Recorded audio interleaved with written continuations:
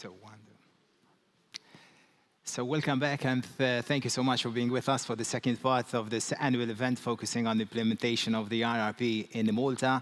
I'm really looking forward to this one because we were going to focus on skills and the development of skills in Malta, not only focusing on the aspects related to skills within RRP, but also specific aspects within the country-specific recommendations for Malta, because as you might be well aware, much more than myself, RRP, part of it is also intrinsically linked to the country-specific recommendations, although many might overlook this aspect as well of the implementation. And we're going to dwell on this and focus on the challenges we're facing in Malta when it comes to skills.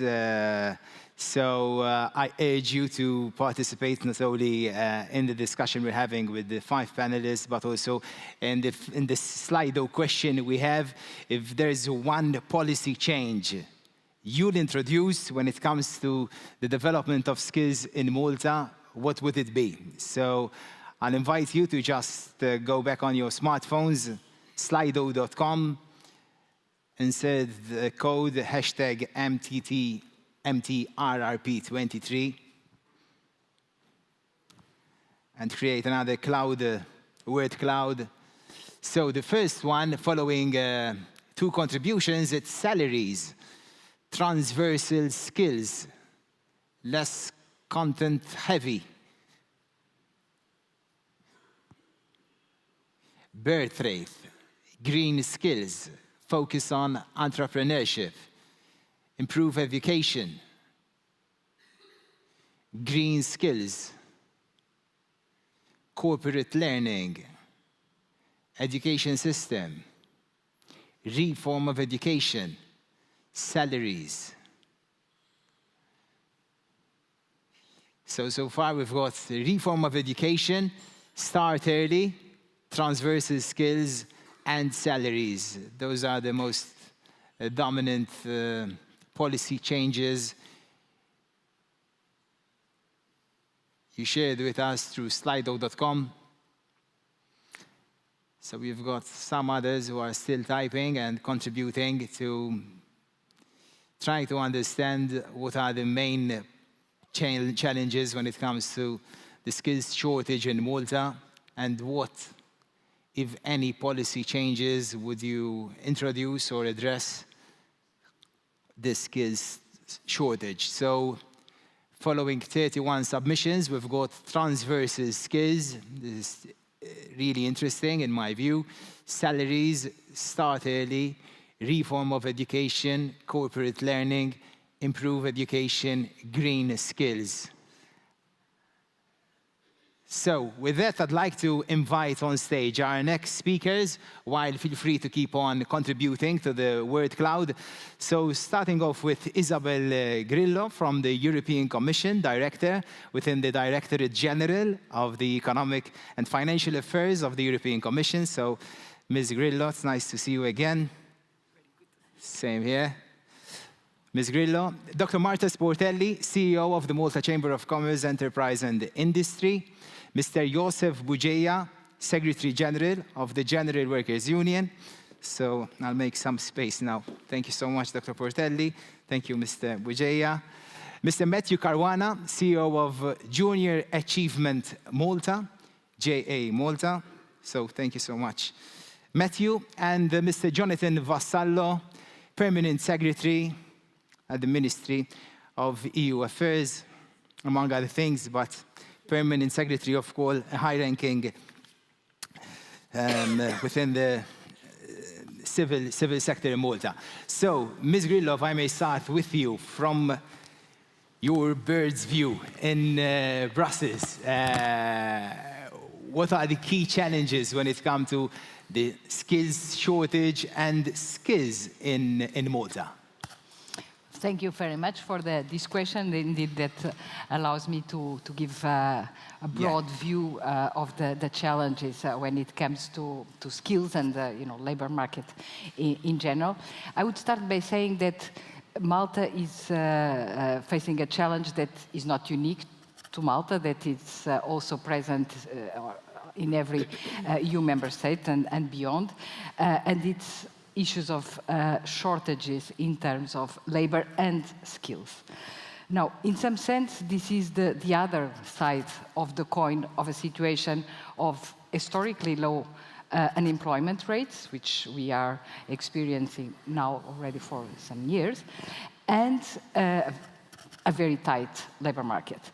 Now, the truth is that though Malta is not alone in this challenge, it's possibly more affected than other member states because by several metrics, and here I will just mention one, it has a more acute problem than the average of the EU.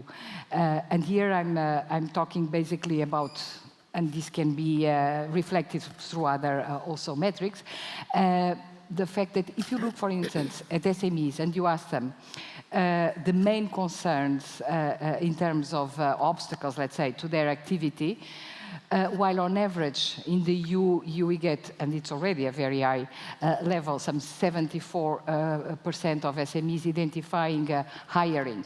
So finding workers with the appropriate skills for their needs is an important obstacle. This number raises up to 87 in Malta, which really shows that this is an issue. But as I said, this is a wide and broad situation.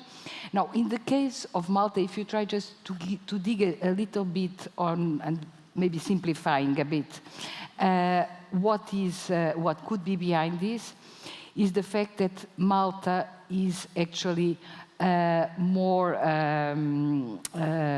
affected by by high share of low-skilled workers in the population, in the working population. Just to give you some figures, this value is around 1/3 in Malta against 1/4 in the EU. So in some sense, this means that the starting situation is already not very advantageous, is unfavorable. And then it's coupled with also a not very helpful dynamic in the sense that if you look at the percentage of low-skilled workers that are subject, that benefit from training opportunities, this is also a relatively low percentage. It's not even 4% in Malta against some, I don't know, 13%, if I'm not wrong, in the EU. So it's this combination of an unfavorable starting position with a dynamic in terms of how to bootstrap yourselves out of the situation that is not helpful. So this is, broadly speaking, about skills in general. But I would expect that it's also something you would like to hear. If we zoom in terms of which sectors or which type of skills are more problematic in the case of Malta. And again, it's not a very different situation from what happens in other member states, but here I will focus on the situation in Malta. So one of them is ICT or digital. Okay.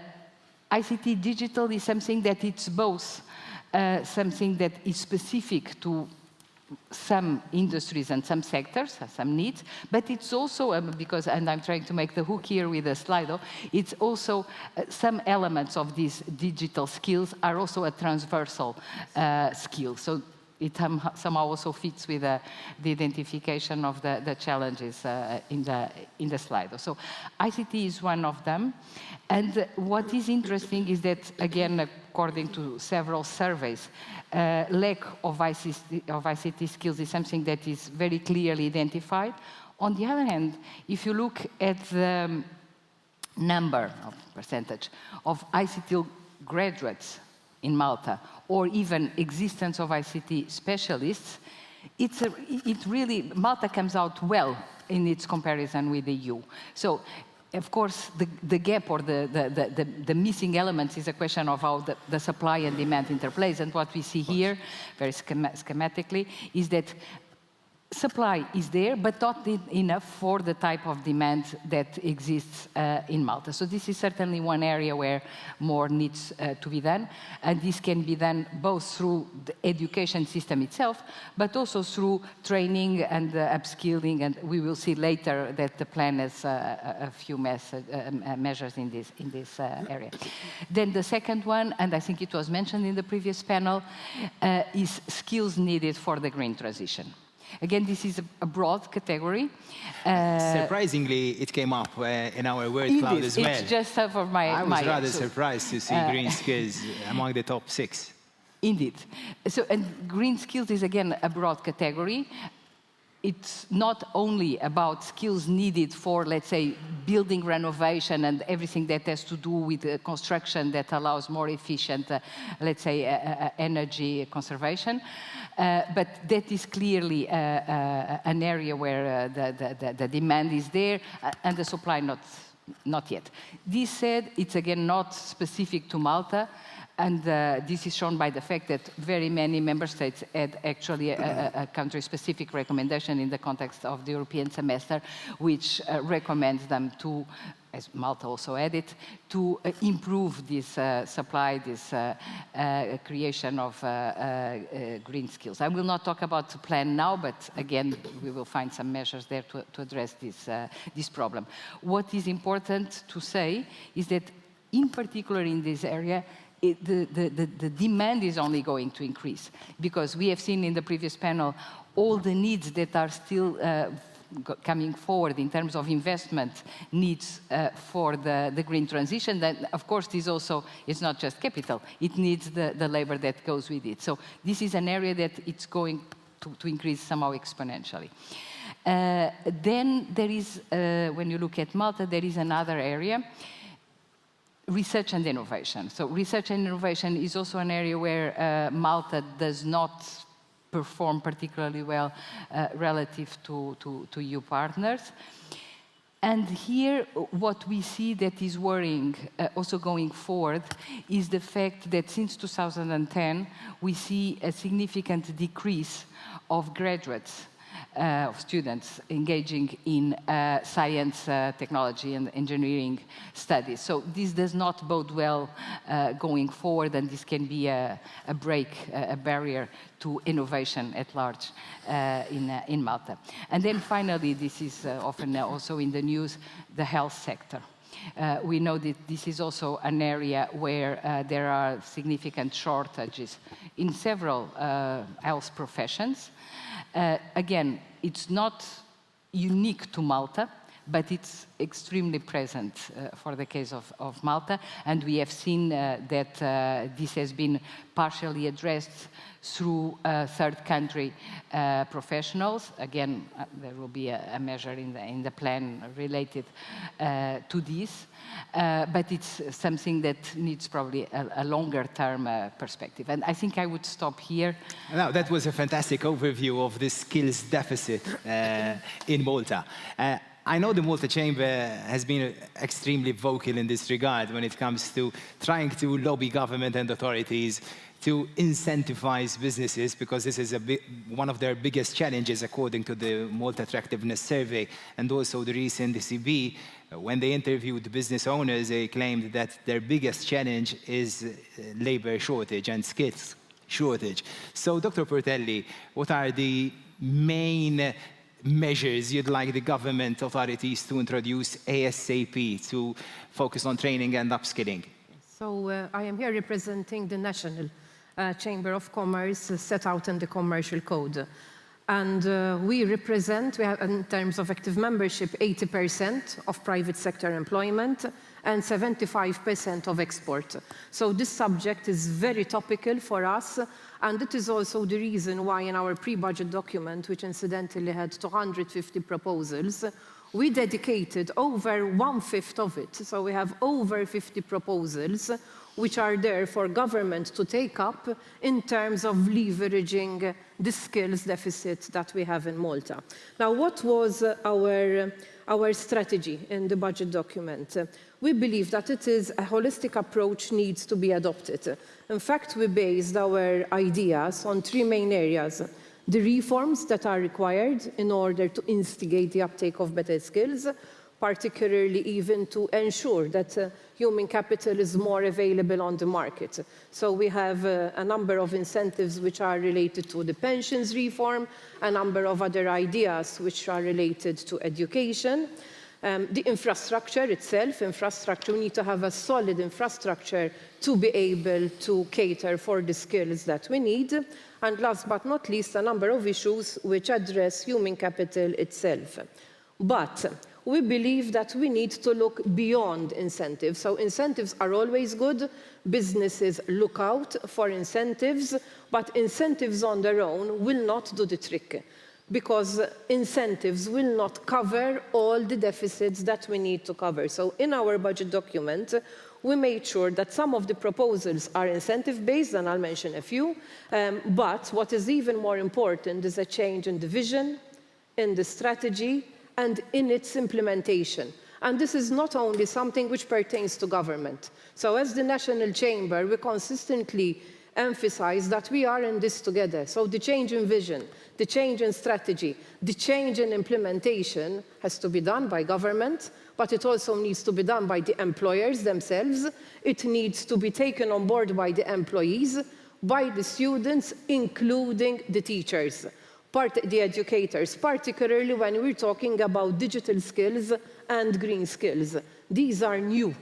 So even our educators, just like the employer needs to be constantly updated of what there is out there on the market, the educators need to be up to scratch on what the current world is offering in the immediate present, but also in the future. Before going on into detail into some of the proposals, I'd like to make a small observation. And this, I'm going to mention it because it directly impinges on our competitiveness, on our productivity, and also the output by the employees in terms of efficiency, efficacy, and quality. As the National Chamber, we constantly insist that we need to always increase our quality offering as a country. So, general government expenditure on education, if we were to take the period 2017 to 2021, general government expenditure on education increased by 51%, which is quite a hefty amount. However, the expenditure on education relative to the GDP remained constant at around 5% of the GDP. So whilst we're seeing an increase on one side, we're not seeing an increase on the other side. So ultimately, I think we need to look at ourselves internally. And again, I say it's government, employees, employers, educators, etc. to make sure, because ultimately it's not a matter of how much money is put in, but when it is put in, what is being put in, what for, and the how. I think these are 4 areas which we really need to address. Now, some of our ideas, and I've split them in business incentives directly for businesses, incentives which affect students directly, what we need to do to address also third country nationals, what government needs to do, and last but not least, the teachers. So I'm going to start with the last one, the teachers. I think everybody agrees that teachers have a very important role in our community, and therefore we need to make sure that they are properly remunerated. But alongside with the proper remuneration, we need to make sure that there are set KPIs which must be reached at an education level. And I also believe that there needs to be mandatory training and exposure, particularly on skills like new green skills, new digital technology, etc. With respect to business, my colleague, my friend now, Isabella, rightly so mentioned and emphasized on R&I as a country. Yes, our take-up on R&I funding, on R&I incentives is pretty low. And it is something which we as a National Chamber constantly advocate in favor of. In fact, we have a number of projects going on, including with the University of Malta, to see how we can increase uptake in R&I, and we have a number of proposals. One of them is the business tax incentives, where basically the businesses investing in R&I get 100% tax refund, 150, tax refund back. And also, we would like to see a differentiation in EU funding when it comes on an R&I project, which is a blue sky project, and R&I funding for innovation, which is more on the commercialization aspect. Students, when it comes to students, we think that students are not really aware of the opportunities that the country offers, that the world ultimately offers, and therefore we believe that having student placements within the business community itself from a younger age would be much more beneficial. So we would like to see our secondary students being placed in internships, in work exposure within the business community at secondary level. Another thing that we would like to see happening is that certain subjects shouldn't be taught on their own, but certain subjects need to be integrated in the day-to-day learning of other subjects. Let's take technology. You have students who love technology, you have students who hate technology, but we all know that we will not manage to survive unless everyone is digitally savvy. So rather than having a subject which specifically teaches technology, and where you have half of the students looking forward to it, and half of the students gruntling and saying, oh, Jesus Christ, I have to go into my technology class. I would have preferred to go into a class of history, geography, or whatnot. There are certain skills which we can incorporate in the general curricula. When it comes to employment of foreign nationals, both from the EU and also from, particularly when it comes to third country nationals, I believe that if we were to look at our current key employment initiative structure and rehash it, taking into consideration and giving due importance to green skills, to the digital transition, we would be able to attract talent which we currently do not have in Malta, but which we might possibly have along the years, but which we need at the moment. Then there are a number of other issues. For example, we're talking about green skills.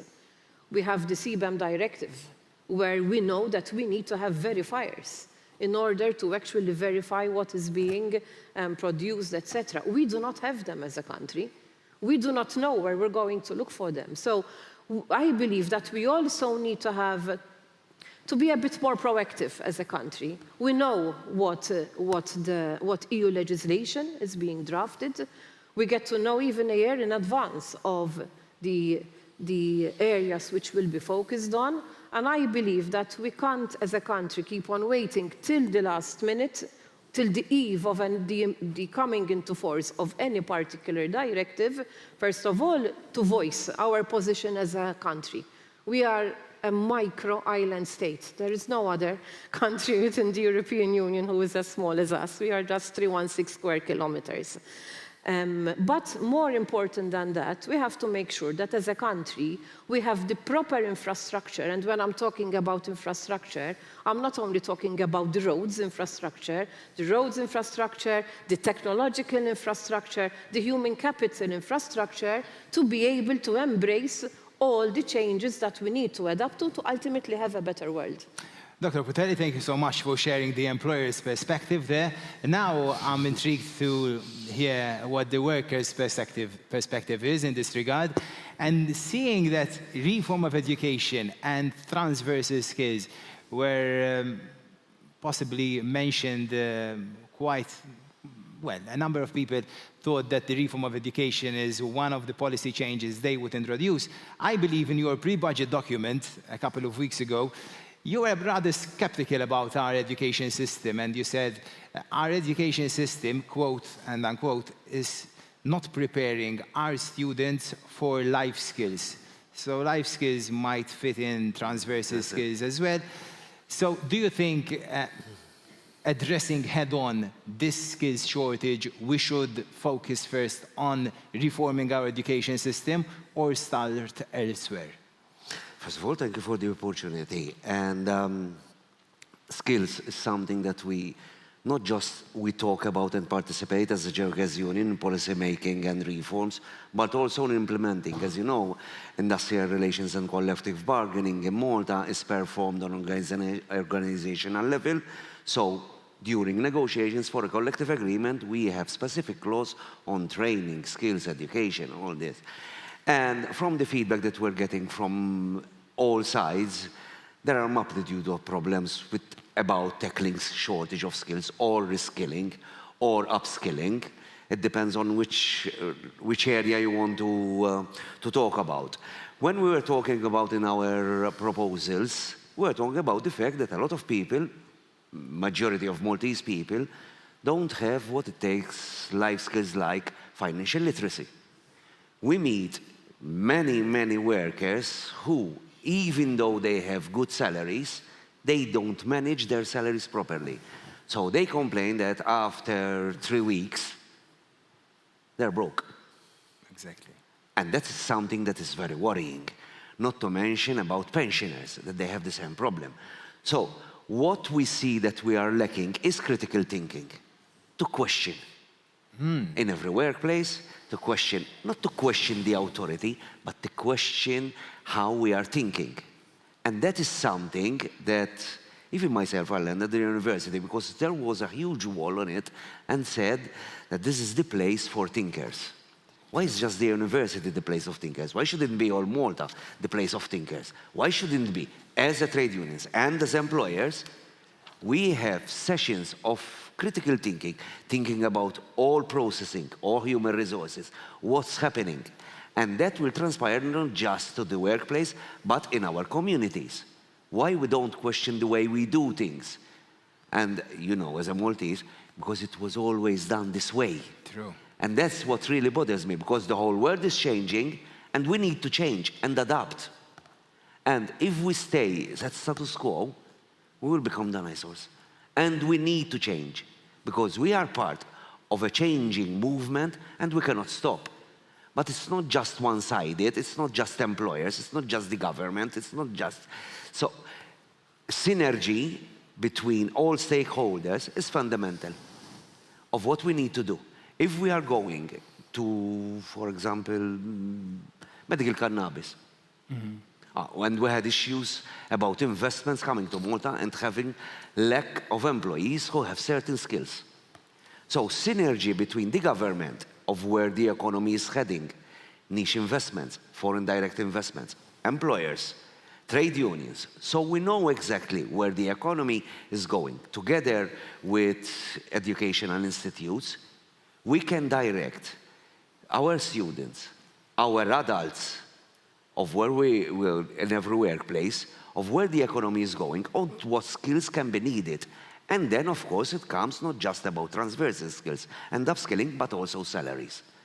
Training is provided, and most of the employees are fed up of doing training for absolutely nothing, and they're saying, listen, I do the training, what's on it for me?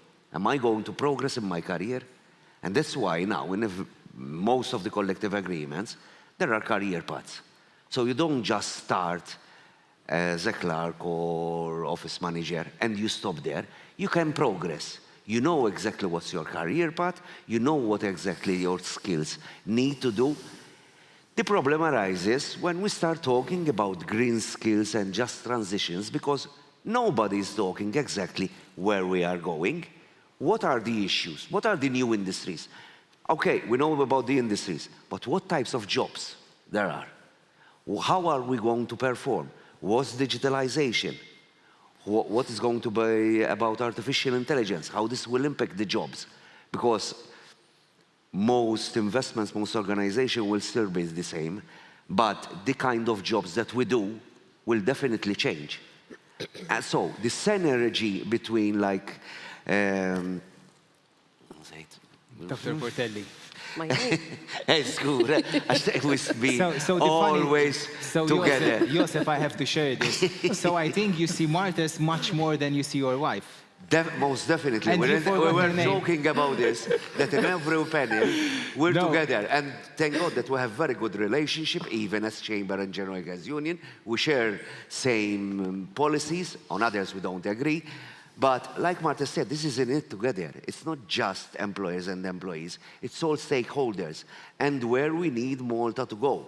Then, when we start talking about the mismatch and upskilling and reskilling, yes, there is. And that's why we asked for, during the Malta National Employment Policy 2021-2030, we said we need a survey of all the skills in Malta.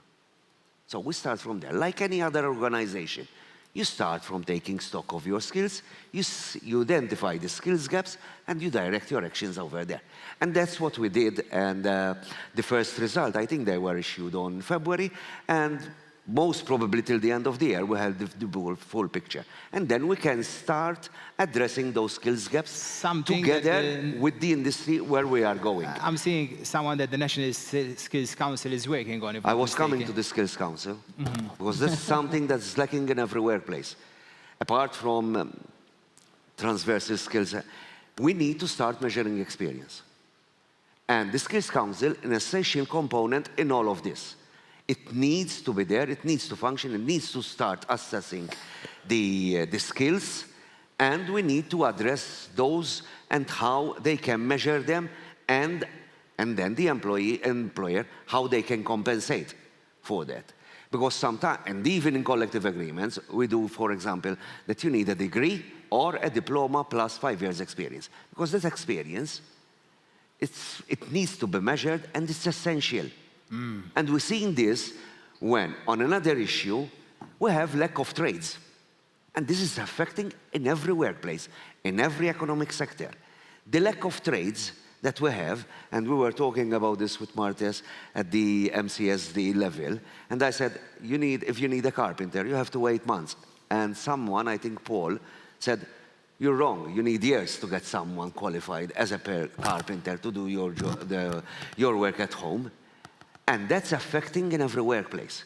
Exactly. So all these skills, all these trades, or upskilling, reskilling because of the green jobs and the just transition, we need to address this. But it cannot be just the government or the employees or the employers. So I have some good news for you. We need everyone to focus their actions together in synergy. So I have some good news for you, because mentioning work readiness, we've got Matthew Caruana, who runs an organization, a non-profit organization, if not mistaken, named the Junior Achievement Malta, part of an international network as well. You focus on financial literacy, something that Joseph mentioned, work readiness, and also life skills, so to speak. So my question to you, Matthew, in the context of this event is, do you think that our young Maltese and non-Maltese are ready for this green and digital transition? If I had to go with a quick answer, it would be no. No. And for a simple reason. I think we kept on focusing on the educational aspect, or the academic system, let me be more specific, keeps focusing on. And I saw at the beginning there was less content heavy.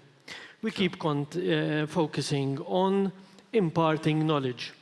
And we see education as something where we need to impart knowledge, where knowledge can be sourced from various spaces, various online sources, at work, in the street, in families, and everything. We need to look at educational system, the academic side, to be more, as it was mentioned before, preparing people not for work, but for life. Because we don't know what work will be in the next few years.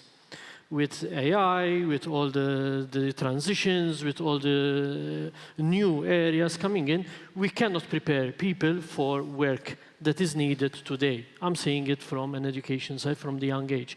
Sure. We need to prepare them for education. We speak about financial capability now. So we need to move into actually learning life skills, entrepreneurship, creative thinking, critical thinking. While on the other hand, we see And studies also shown, I think there was something done by the Institute of Innovation and Creativity, that actually the creativity and innovation in students decreases in school. Because we're seeing school as a series of exams, a series of the next step. And this is also the problem we have with all the reforms we had in education, that we saw short term. And we always try to fix the problem that the employers and employees are facing now. But we need to prepare the kids for later on. So I think we need to start seeing the skills shortages, the issue about it, and education as more holistic. So we need not only the teachers, which need to impart new skills in the students, not knowledge specifically, but more the way to think, the way to study, the way to research, the love of learning, we need to impart that as well. And this is what teachers need training to do, because if we focus on digital skills, green skills, our teachers are not equipped with those. These are new things coming up that the teachers didn't know, didn't learn themselves.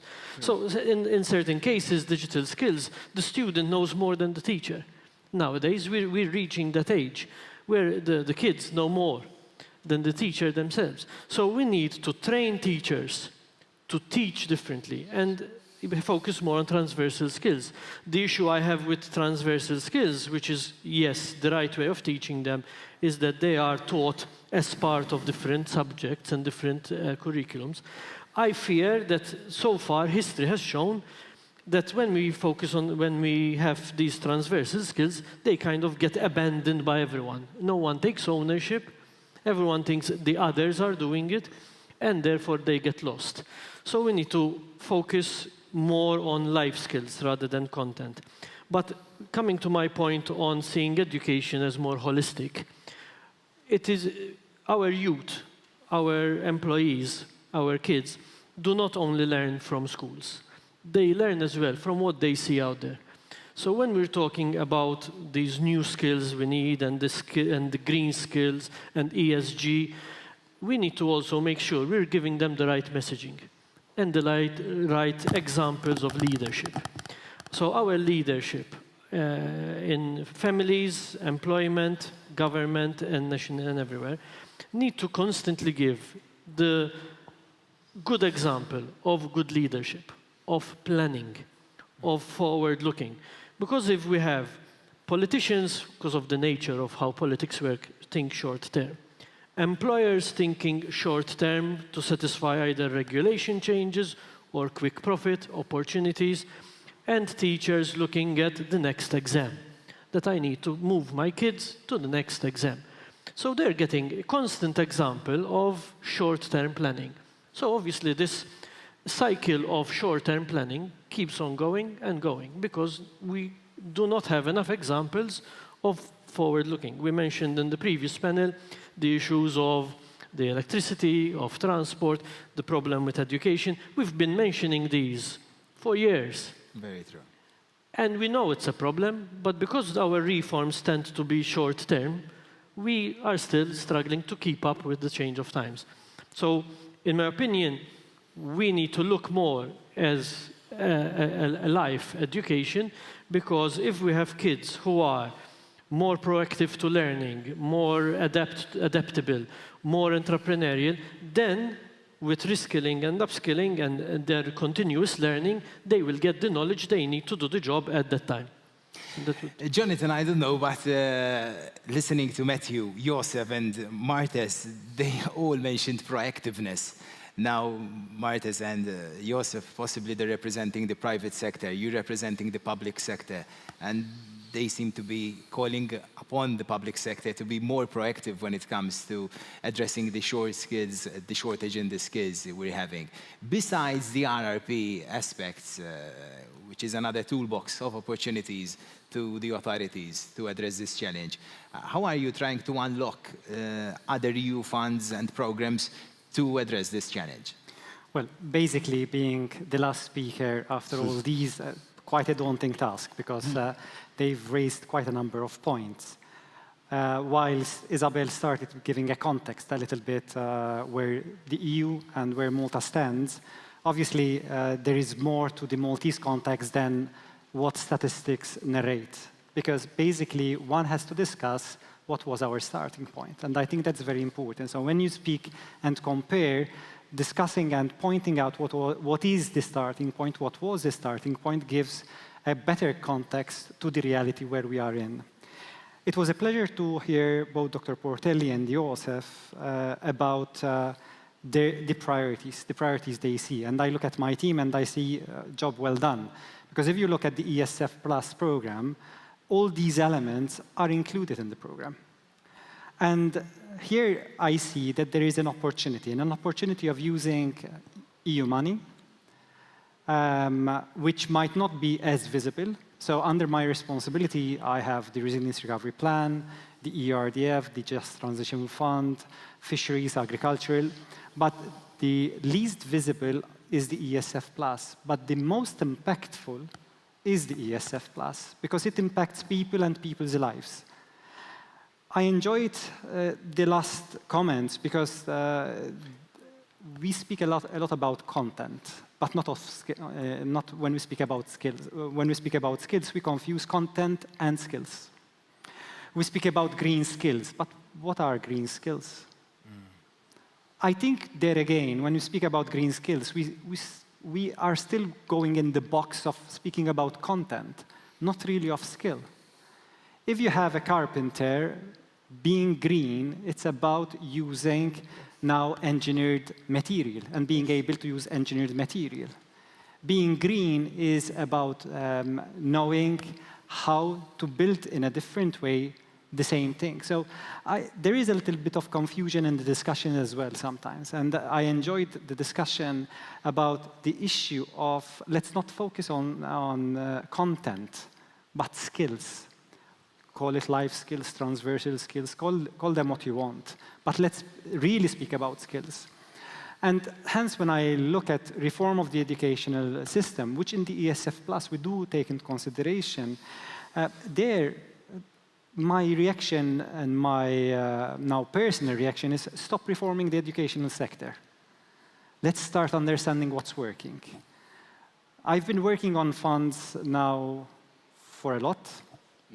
Almost 20 years, I believe. Well, all my working life. Exactly. So I started at the University of Malta, moved to the public administration, always dealing with EU funding.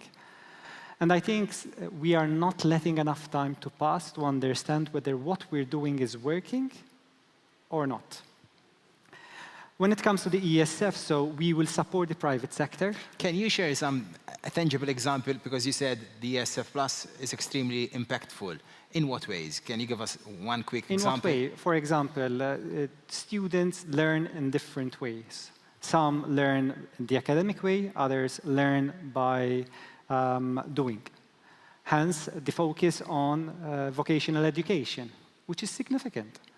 If you look at the ESF and the ERDF, in the vocational education, we've invested more than 100 million over the past 15 years.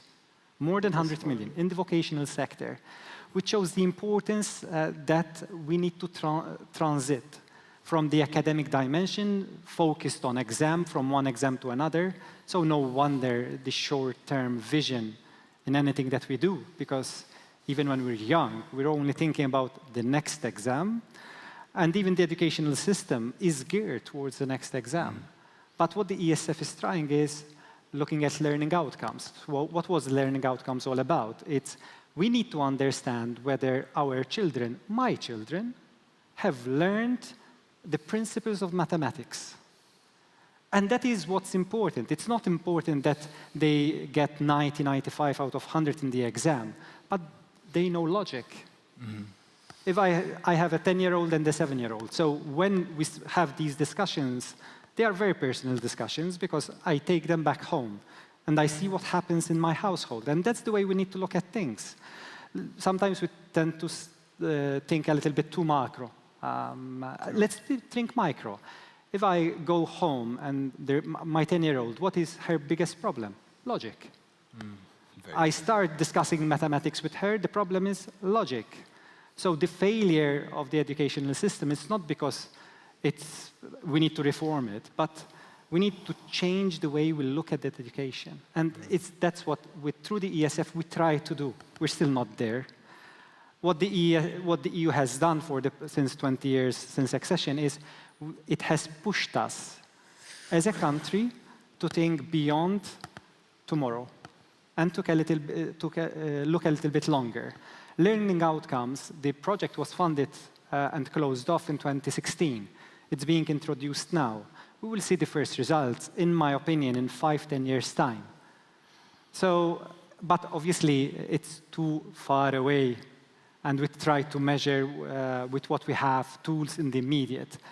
But I think there is convergence, and listening to Josef and Dr. Portelli, looking at what we're trying to fund under the ESF+, there is a lot of convergence. I think there is the need to engage more in discussions, open discussions of what works, what doesn't work, and how to do what we're doing different. In fact, to what Josef said, it's not what is the kind of job of tomorrow. It's the same. It's how which will change. It's not the what, but the how will change. What we're missing in this discussion, however, is that, okay, with all good intentions, you're investing money in vocational skills, for instance, but I know Dr. Portelli, she's aware of this. At MCAST, only 2 students enrolled themselves in the carpentry program. So we have another reality of this behavioral change in our youths that we're not really talking about much, not even today, but nationally as well. Matthew might be well versed here because he works with young people as well. So the expectations and how young people perceive working career, professional career is possibly completely different from ours. But with that, Isabel, I might come back to you very shortly, but I'd like to open the floor to anyone who wants to share his views, insights on what we're discussing. So feel free to do that straight away. Ideally, just I urge you to be extremely brief. So I'm seeing Ruth Debrincat from the National Skills Council, if not mistaken. So, Ms. Debrincat.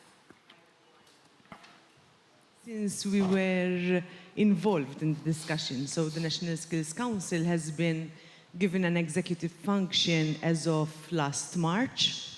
And needless to say, we have met with various of the panelists today and discussed both skills shortages, transversal skills, compulsory education, and a whole lot of the words showing up in the Slido screen.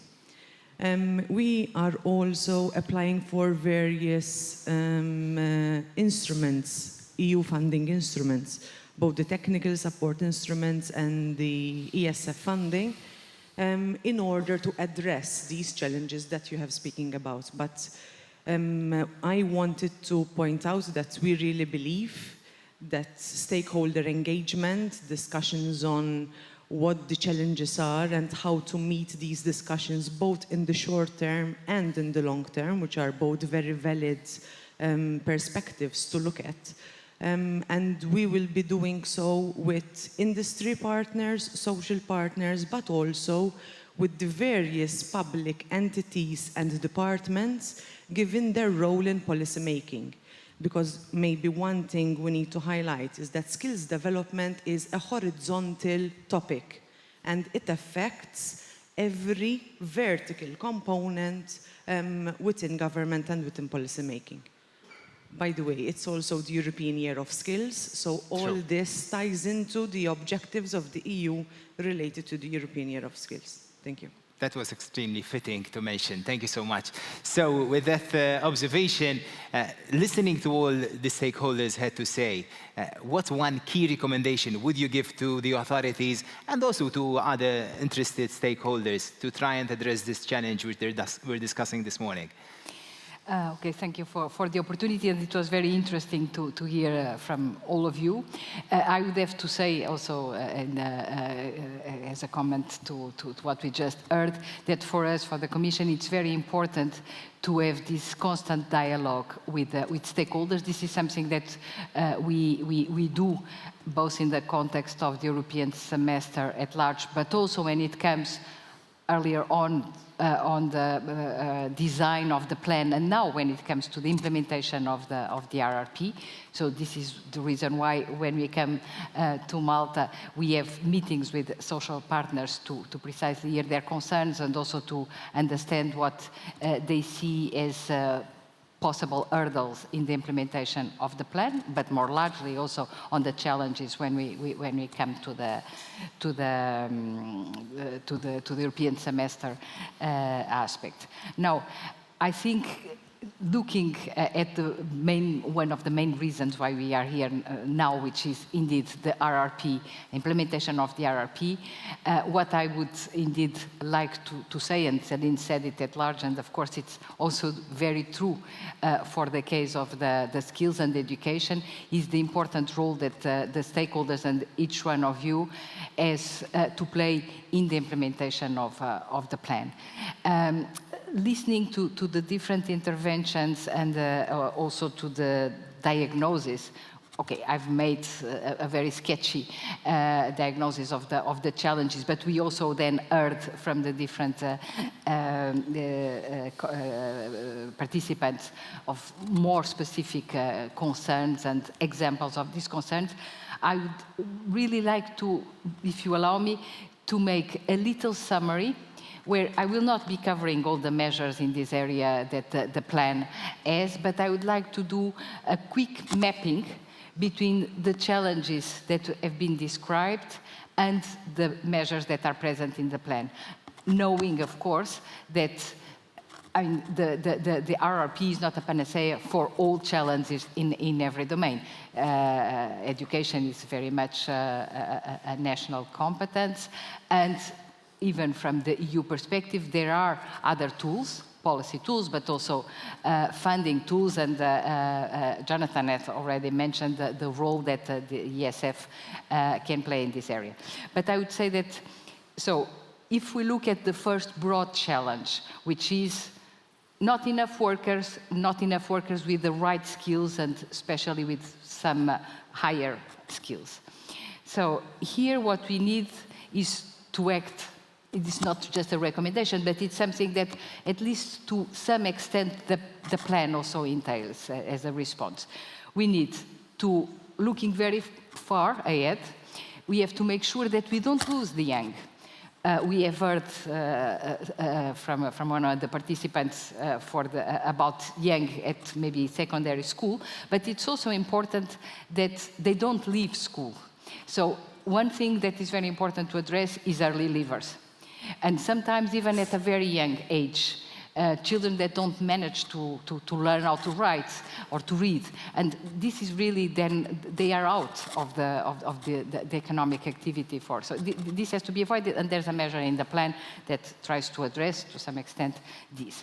Then, because there are not enough workers, let's use everything that the population can offer in terms of working resources. And this means some activation policies, and this means also bringing into the labor market some groups of the population that are out. So older workers, and this is particularly true for women, lower skilled workers that are not workers because they don't enter sufficiently the market.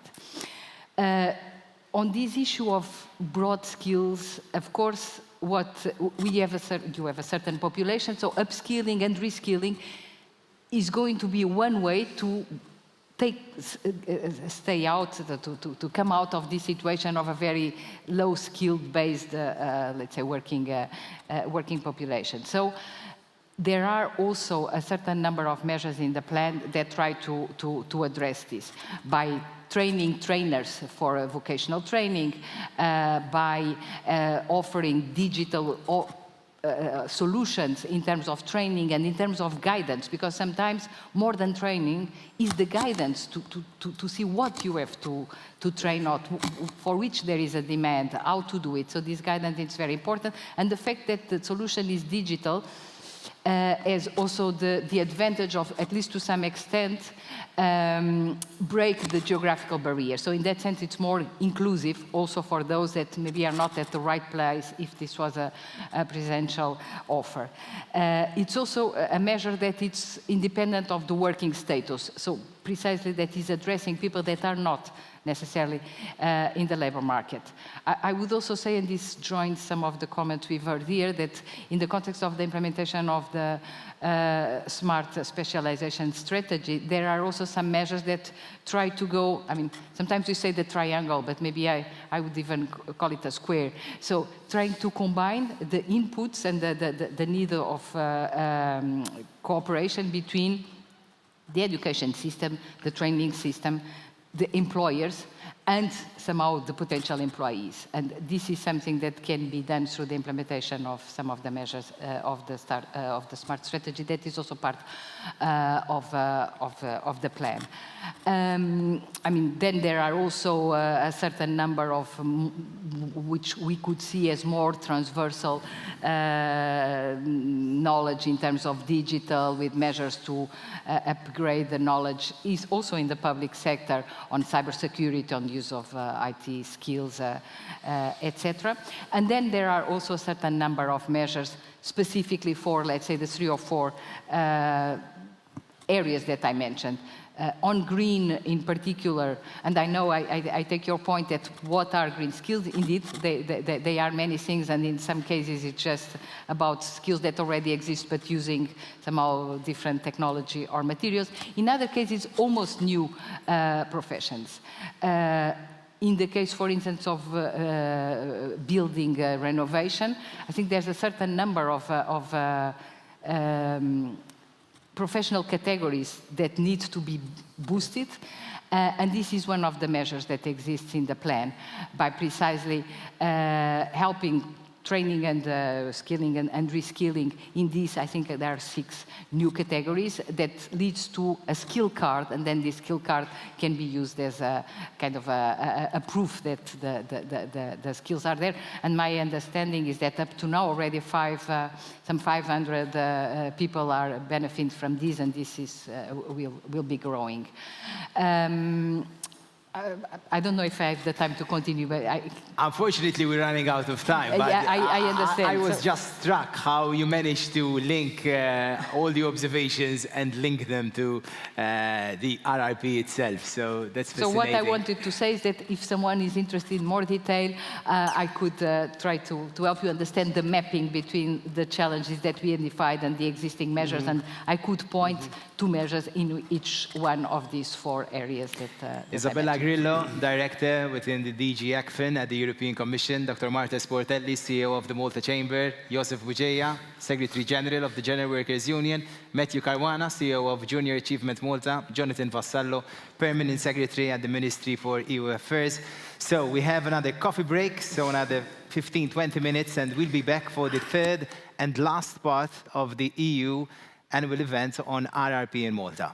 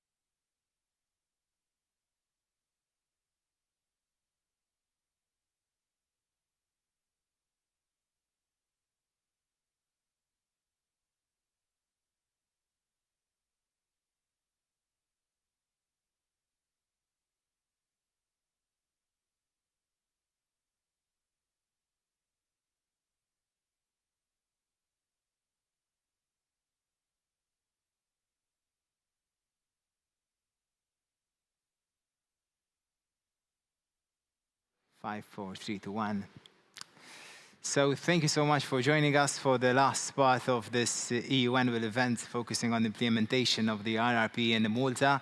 I'm really excited to the last panel discussion focusing on SMEs, access to funding and access to other opportunities, not only exclusive to the RRP, but other EU funding programs. As you might be well aware, Malta is currently benefiting from a budget of 2.2 billion euros for this multi-annual framework. So besides RRP and this framework, there are indeed other opportunities and funding programs which we might discuss and hopefully focus on during this panel discussion. Before introducing our next round of speakers for the next 35 minutes, we do have one last Slido question.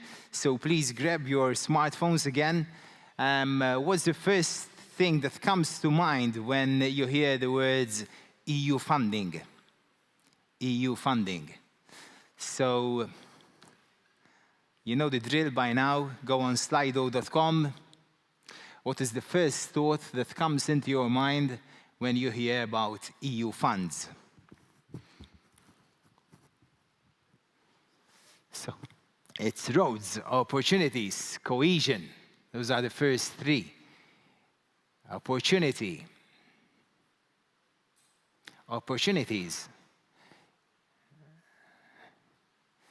Bureaucracy, improvements, reforms, transitions,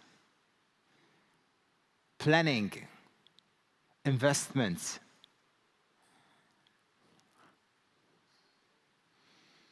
red tape.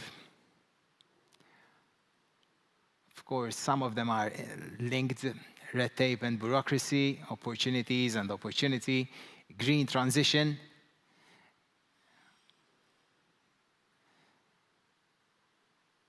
So while around 7 participants are still typing leveraging, reforms, bridging, investments, thresholds, shared goals, interesting, foresight, challenging. So it is indeed challenging, and definitely our next speakers, especially Abigail Mamo, she'll share some insights into how challenging it is sometimes to make use of EU funds and access EU funding. So with that, I'd like to invite Abigail Mamo, CEO of the Malta Chamber of SMEs, to join us on stage. Please, Abigail. Lovely to have you on stage. Mary Ann Temilski from DG Grow. She's the director from DG Grow, but Veronika Temilski. So I got that wrong. Veronika Towzak-Pleterski. Completely wrong. Sorry for that. It's okay. I can help. Mixed up completely. Not even one word there. So thank you so much, Ms. Towzak-Pleterski. Hopefully I pronounced that correctly now. Mr. Claude Samout, Director at the Ministry for EU Affairs, Land and the Economy. It's rather long. Claude, nice seeing you. So I'm seeing Mr. Daniel Borch, the CEO of the Gozo Business Chamber, mentioning insularity earlier on today. Definitely, Daniel will share some insights into double insularity, because doing business, living, and of course, being part of Gozo is, of course, indeed even more challenging. And Denise Fiorentino, CEO of Servizi Europei Malta, commonly known as SAM.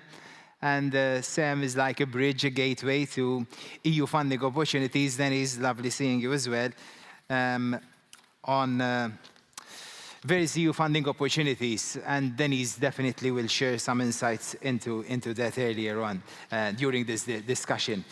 So to start off this discussion, maybe I can start straight away with you, Denise, if I may, and tell us the types of assistance to get an overview that you provide to local stakeholders when it comes to EU funding. Well, EU funds come with a baggage. Everybody knows that. Either you love them or you don't.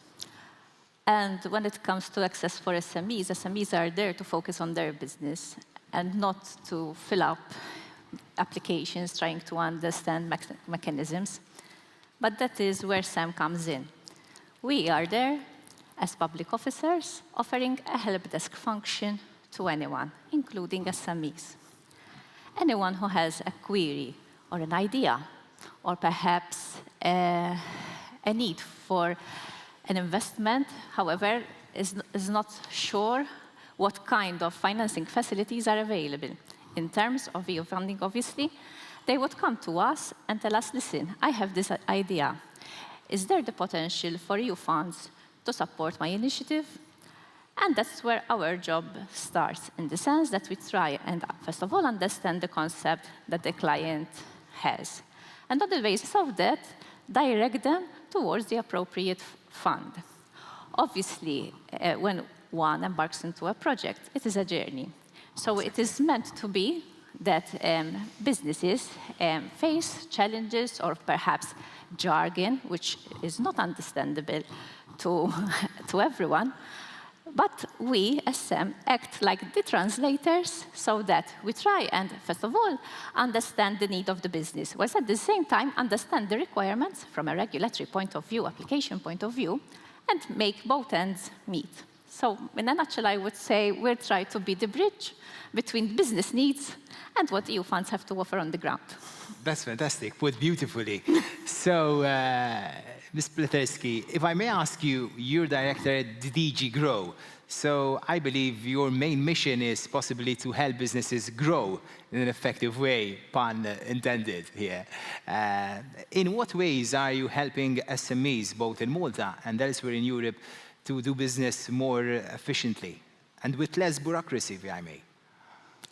Well, yes, I think I can start just, at the screen, because that's a very good starting point of explaining our agenda in the area of helping SMEs grow and being more competitive.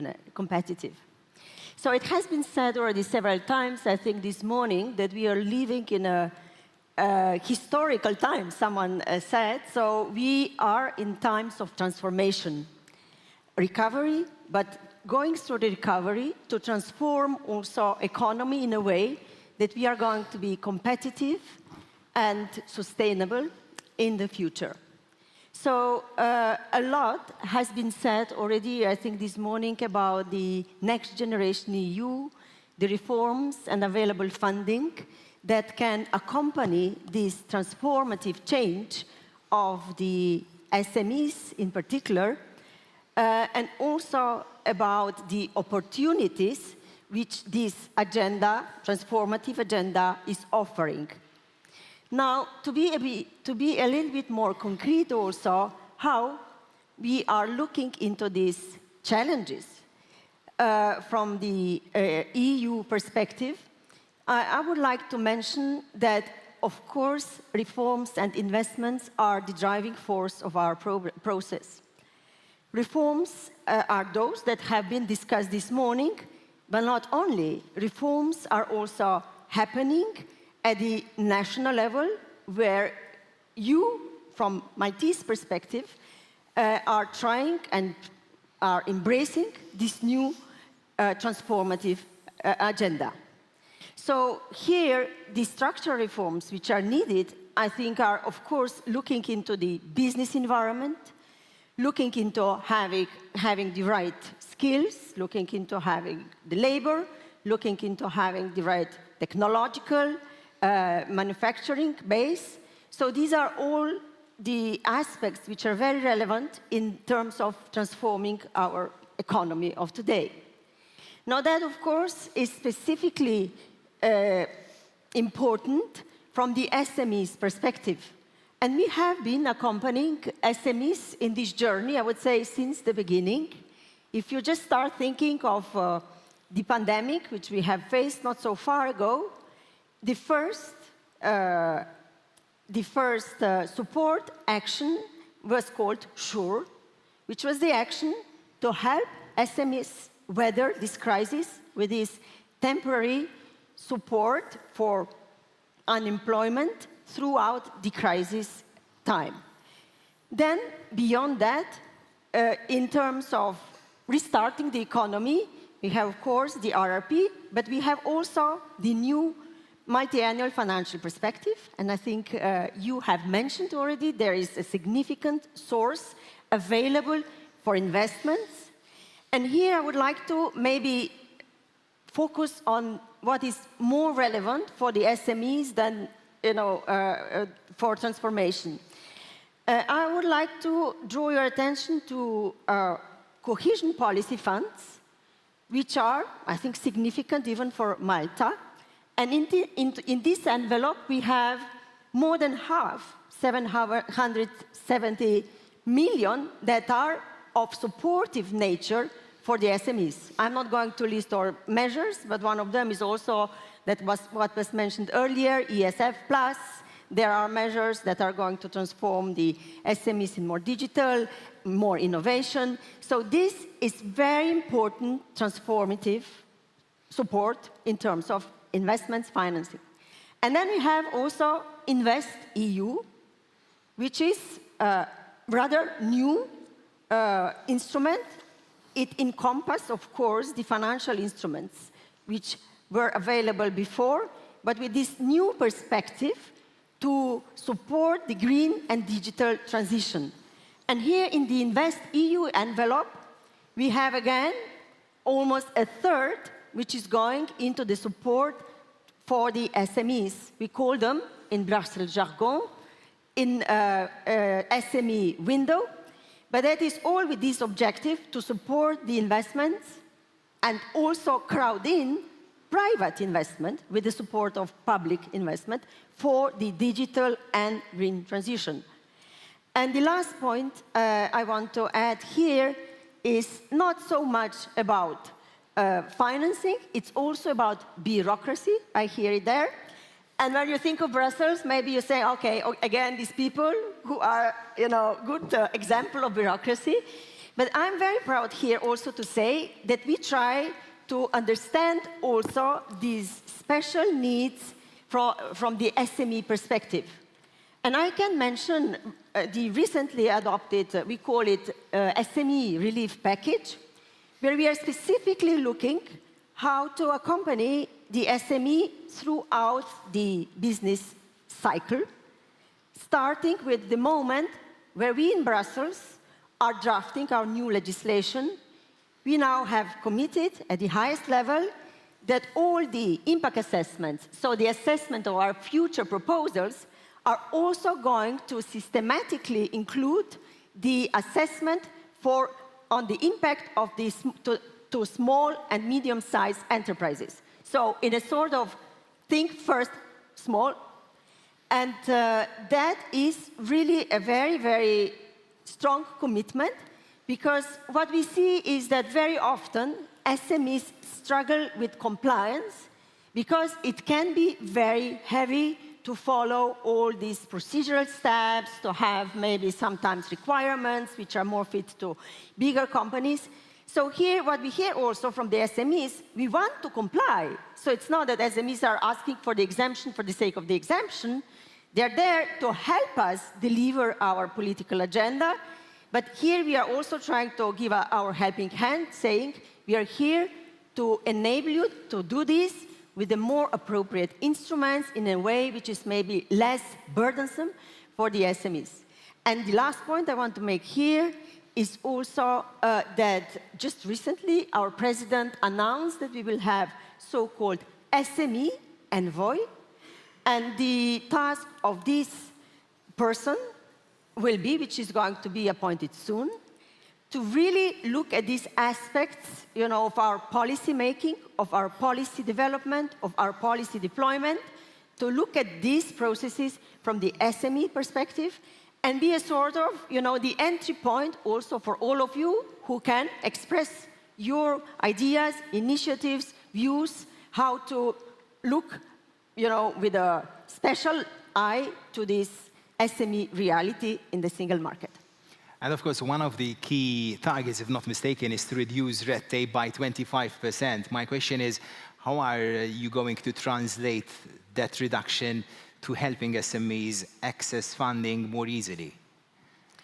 Yes, I mean, that's, of course, a very ambitious target, I would say, because 25% would apply to our existing legislation and to also what we will produce, but primarily we have already a big, a legislative body now for 30 years building the single market that brings a certain number of legislative, legislative acts. And we are now already at this very moment looking, each service in the Commission family needs to look individually how we are going to adapt, if need be, the existing laws to help member states to deliver on these policy objectives. This, of course, would also involve the access to finance. And here, I think it's not the agenda of one day. We started already in March. We proposed number of, I think, 16 proposals already in March. Now, with the Commission work program, just recently in October, we had another package, but the work continues. I have to really underline that this is a constant effort. So far, I have no concrete answer to your question, but this is also subject to review. And if colleagues in the audience have ideas how we can do this, we are very open also to learn from that, because we have special task force, the high-level committee that is going to look into this. Lastly, I really want to emphasize this point. Since I started my career in the national administration, I want to say that a lot of, red tape comes also from the national level. Like it comes from the EU source, it also comes from the national level. So here, as our president already called on member states, we are also looking out to our member states to help us, and from their end, look at this, potential for reduction of the administrative burden, particularly for SMEs. So you called on any stakeholders, interested stakeholders, to share their views. Daniel and Abigail, they both represent important bodies in Malta, SMEs, medium and small-sized companies. If we had to ask this same question to your members within the Malta Chamber of SMEs, do you think their thoughts would align with the thoughts our audience shared here today? Or would they be completely different? Normally, given the audience, I would say that maybe we are preaching to the converted here, so there is a bit of a bias. But surprisingly, I think there would be a very big level of alignment. Our members, we appreciate this because funding is very important for us as an organization, and we understand how important it is for businesses as well. They see the opportunity. So there is interest. They want to look into it. With funding also, there is a clear political direction as well. So there is a sign that these are the kinds of projects that we want to incentivize. This is where we want Malta to move. So these are good projects that we will help you with. So there is a lot of positives that comes with applying for funds. We don't only handle funds, but also we handle local schemes, which are very complementary to the needs of different businesses. But yes, we see a lot of interest in the level of opportunities. Businesses are there to seek out opportunities, and they do this also with funding. But the challenges are there as well. But I must say that the challenges have evolved over time. Currently, what's the number one challenge? So I think the number one challenge is a bit the inherent nature of the SMEs. They have very limited time, they have very limited resources, and how much they can focus and devote time on applying and be patient with the application process and the implementation process. There is a structure that they need to follow. So we still have discussions with them of why they need to have a business plan to accompany some schemes and some applications. They tell us, but isn't it obvious that we need this? But obviously, a business plan is there to help you go through the mindset, go through the understanding of how the business will benefit, having your own targets. So there is a bit of frustration when it comes to following certain procedures, compiling paperwork, but it is still a healthy process. The challenges are there in that sense, but we have seen a great level of improvement. That's good. So I mentioned, for instance... In what sense, though?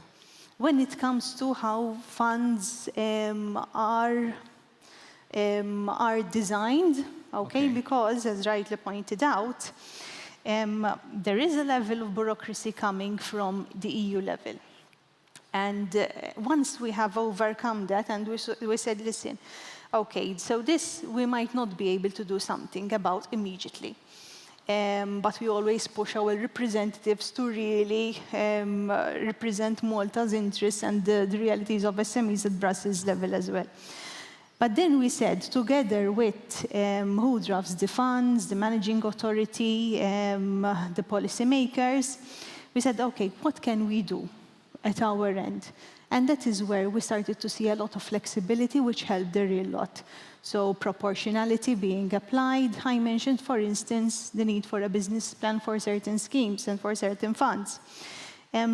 We did arrive to an agreement where under a certain threshold of funding, the capping that you can get, like 10,000, 15,000, making businesses go through the whole hassle of having a fully fledged business plan does not make sense. Let's explain it a bit simpler.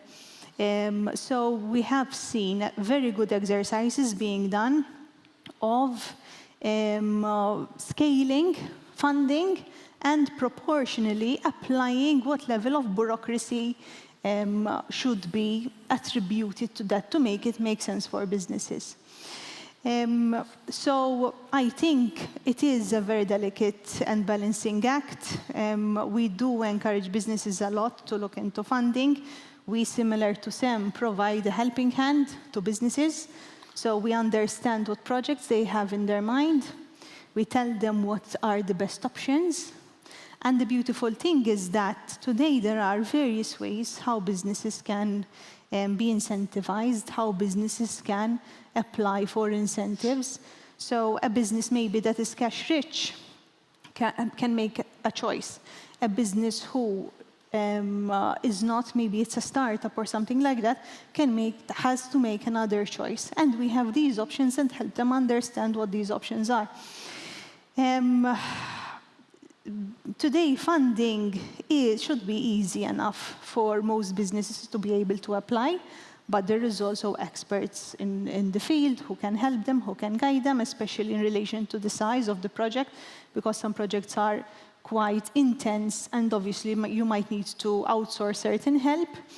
But I think if I had to tick the boxes of whether it is simple enough, whether it is proportionate, whether someone who is a micro-enterprise can understand the requirements of an application and can contribute and apply successfully, I think we are there. Now we have moved. Is it all rosy? It is not all rosy. Definitely not. Now we have moved to another stage where we are trying to push boundaries. So we are trying to see what we have as a country and how we can apply it better for the size of Malta, for the realities of Malta. For instance, state aid rules. For instance, certain specific schemes that we need to work differently.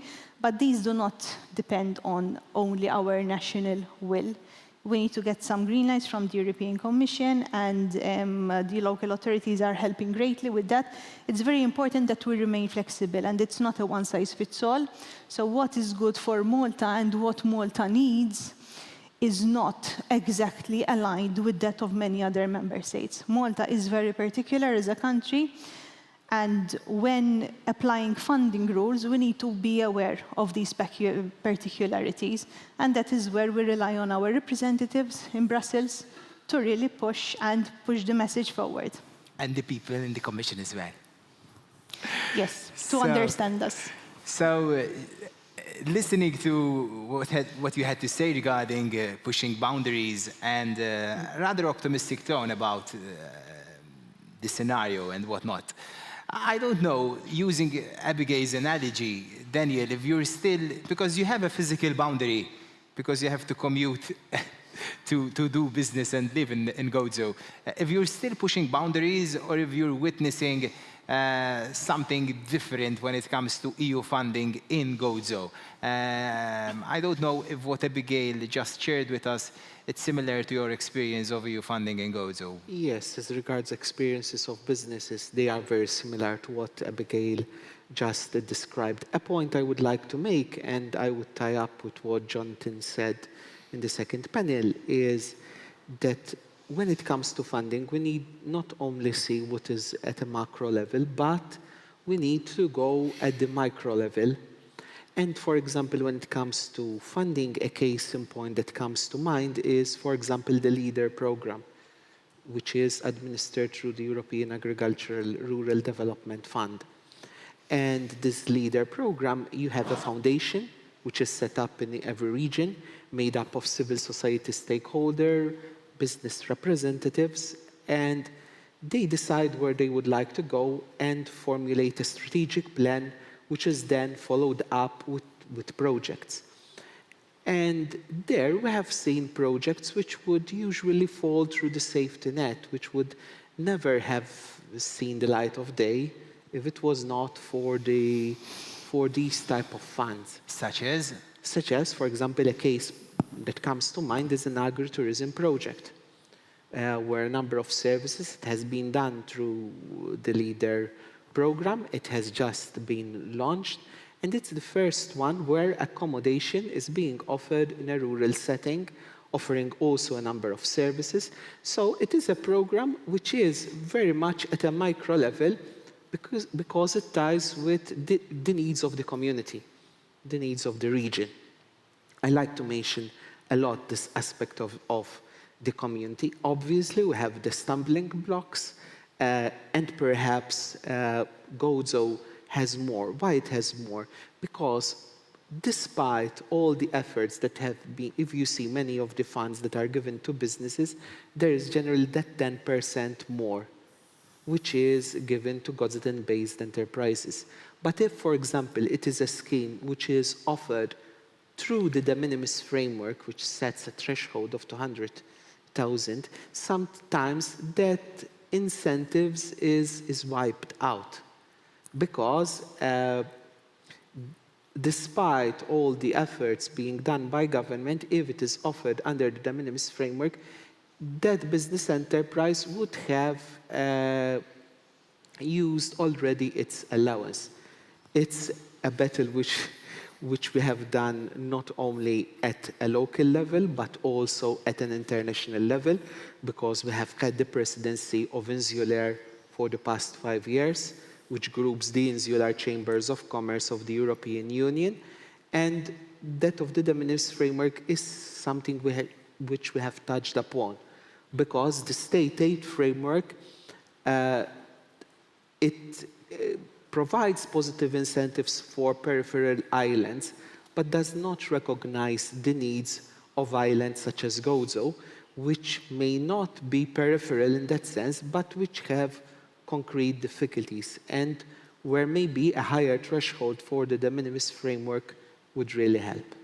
Daniel, thank you so much for focusing and mentioning this LEADER program, a very micro initiative.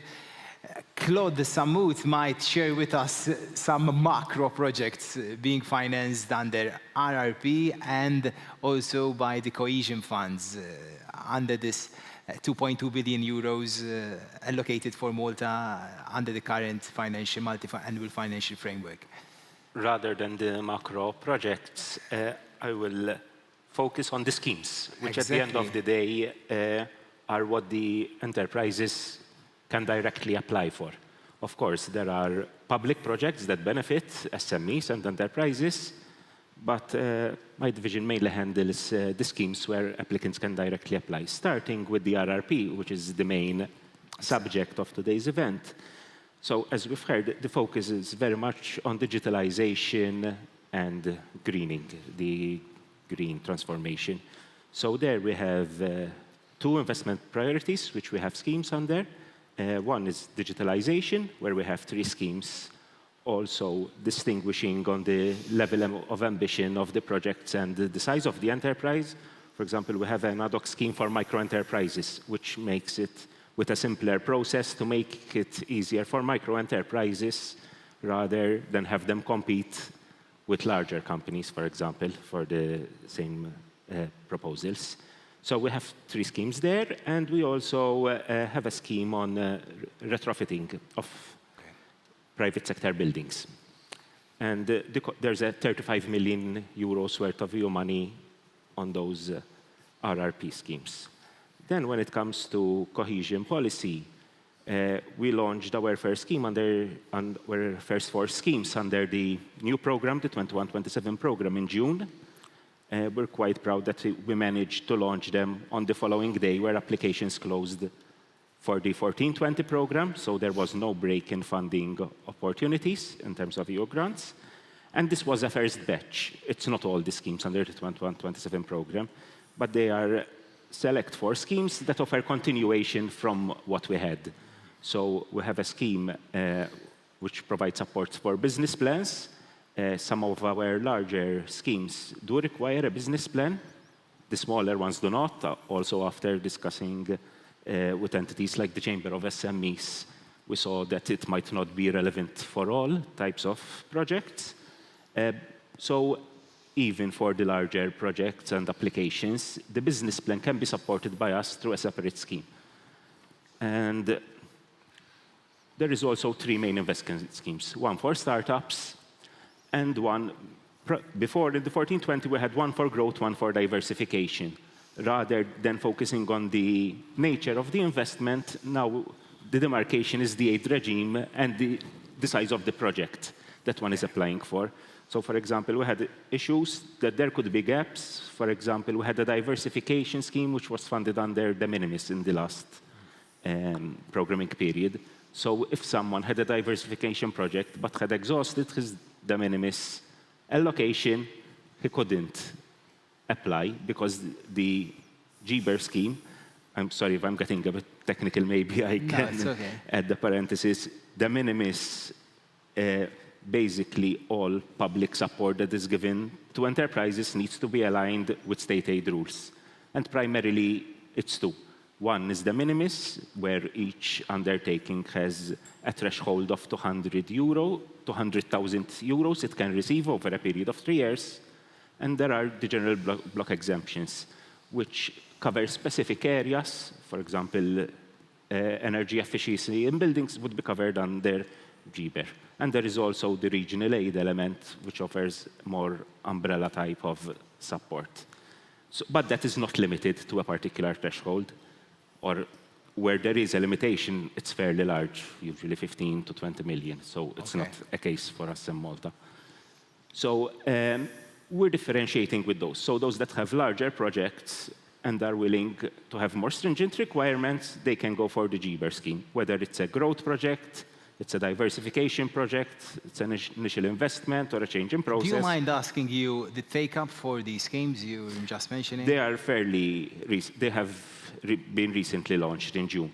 So, but for example, for the de minimis scheme, last cutoff, we do monthly cutoffs. The schemes are always open from our end. We operate on an open rolling basis. So the scheme is always open, but every predefined period, we publish the dates in advance. Usually it's 14 days for the smaller schemes, such as business plans, for example, and 1 month for the larger schemes. So in a 1-month period, we received about 15 to 20 applications for one particular scheme. So the take-up is there. It's usually fairly slow till it starts off, but once enterprises and their advisors start getting their head around them, the applications start coming in. So that's great to hear. Ms. Pleterski, if I had to ask you, assessing the implementation of EU funding programs in Malta, would you consider Malta as being a leader or rather a laggard in this regard? Well, we just started a new MFF, so that's not maybe for assessment, but talking from work with Malta and experience we have, I have to say that Malta is well on track, which was also quite clear this morning with the RRP. also, I think the fact that Malta managed to make a smooth transition from one MFF to another, this is also, I think, very important fact, because that has ensured the continuity of financing support for the businesses, for other beneficiaries from the EU funds.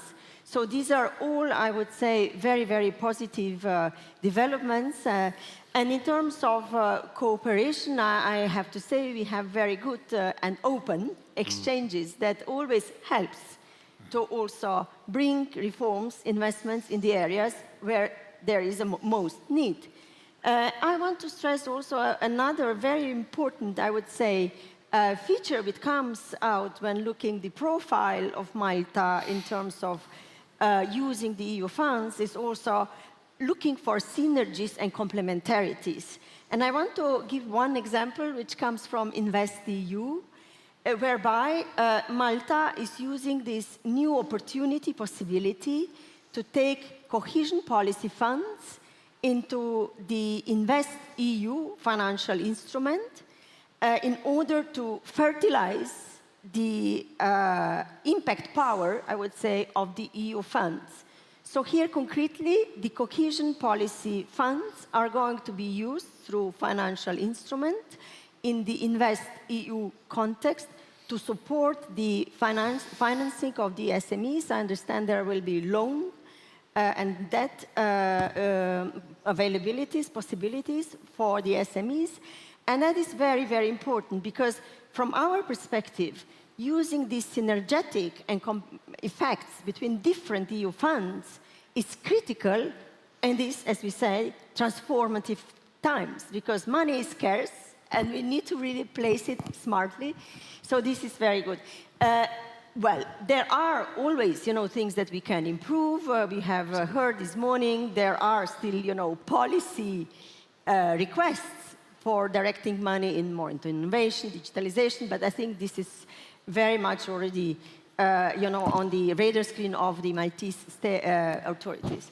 I want to end by saying also, for us, what is very important is also the exchange that we can have with the stakeholders.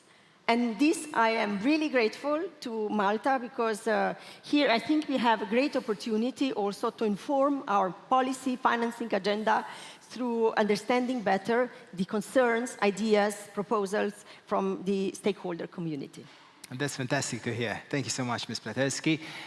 Ms. Fiorentino, you mentioned earlier that you go on these journeys with clients, SMEs, in supporting them with whatever they need. Is there something you cannot do for them and somehow you don't meet their expectations? So if we have business owners watching this conference today, something that they should completely avoid when approaching you? Well, first of all, I think the first part that anyone trying to access EU funds should do is plan. Plan what they need, and also have clarity of thought in terms of the co-financing element which may be required. Obviously, this depends on the program. So the first thing is to have, obviously, a clear idea of what they want to do, what they wish to achieve, whether they have the financial capacity, and also the human capital to manage the project. So Denise, allow me to ask Abigail, do you think your members have this capacity to, or level of maturity enough, following their funding experience, to plan ahead rather than going to SEM or other organizations and apply for funding? What's your take on it? I think they have limited patience in terms of, once they are convinced they want to do a project, they want to do it now. Yes. So going through the process, even though even the adjudication has become much quicker, they just get a bit frustrated. But that is why also funding is important, because it helps us create conversations to start them on that journey. Now, how that journey will finish, whether they will get funds for it or whatever schemes they will use, this is another story. At the end of the day, it's important that they do the project, but not all businesses can afford that. Some businesses, and I would say it's more the majority rather than the minority, they would understand that they need to wait and that there is a process involved, and the wait is important so that they gain the grants or that they get the benefits of the scheme. Now businesses have been touching with funding for a number of years, and we actually insist with them, listen, check out the new funds, even if you have previous experience, because they were very bureaucratic, they were very difficult to access. Now the experience has improved greatly. So we want them to try it again, to have another go at it. So businesses come with the understanding that, listen, if you want funds, it's not just like this. They won't give you 50,000 euros on the table to spend as you like. There is a process. Now, how many of them have the capacity to actually handle a project? I think in most cases there might be, in other cases Denise, maybe... you might want to add something on this. Yes, basically two things actually. First of all, in terms of planning, what we emphasize with anyone who approaches us, listen, apart from what Abigail was mentioning earlier, when you do a request to any bank, financial institution, you would need to prepare yourself. And the EU funds requires the same kind of approach.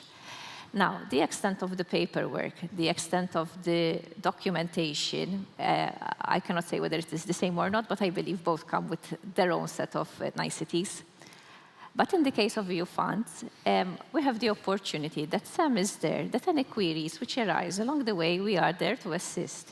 So be it something which is not understandable enough, be it something which we don't know how to phrase it within the EU jargon framework, there is an entity that is there to provide a personalized service, to understand the need, and try as much as possible to translate it in the application process. We are public officers, so we are duty-bound to address queries coming from anyone, including businesses, and that's why we are there. I'm not saying that is a walk in the park, but I'm saying that they are not walking it alone. And then I'm saying that rather than sending entities here and there, they have just one point of reference.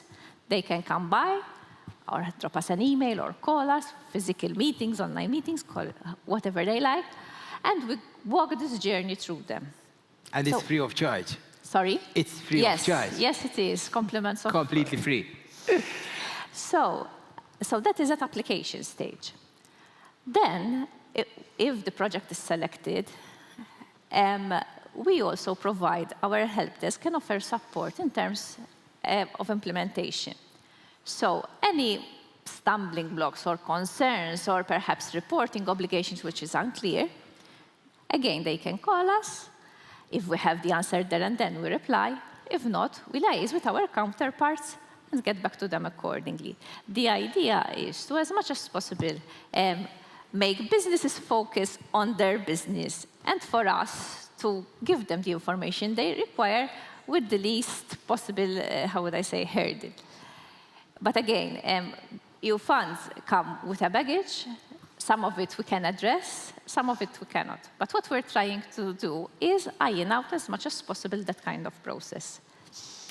Daniel, very briefly, do you have any statistics of how many gazetted-based enterprises have benefited from any sort of EU funding over the years? Or?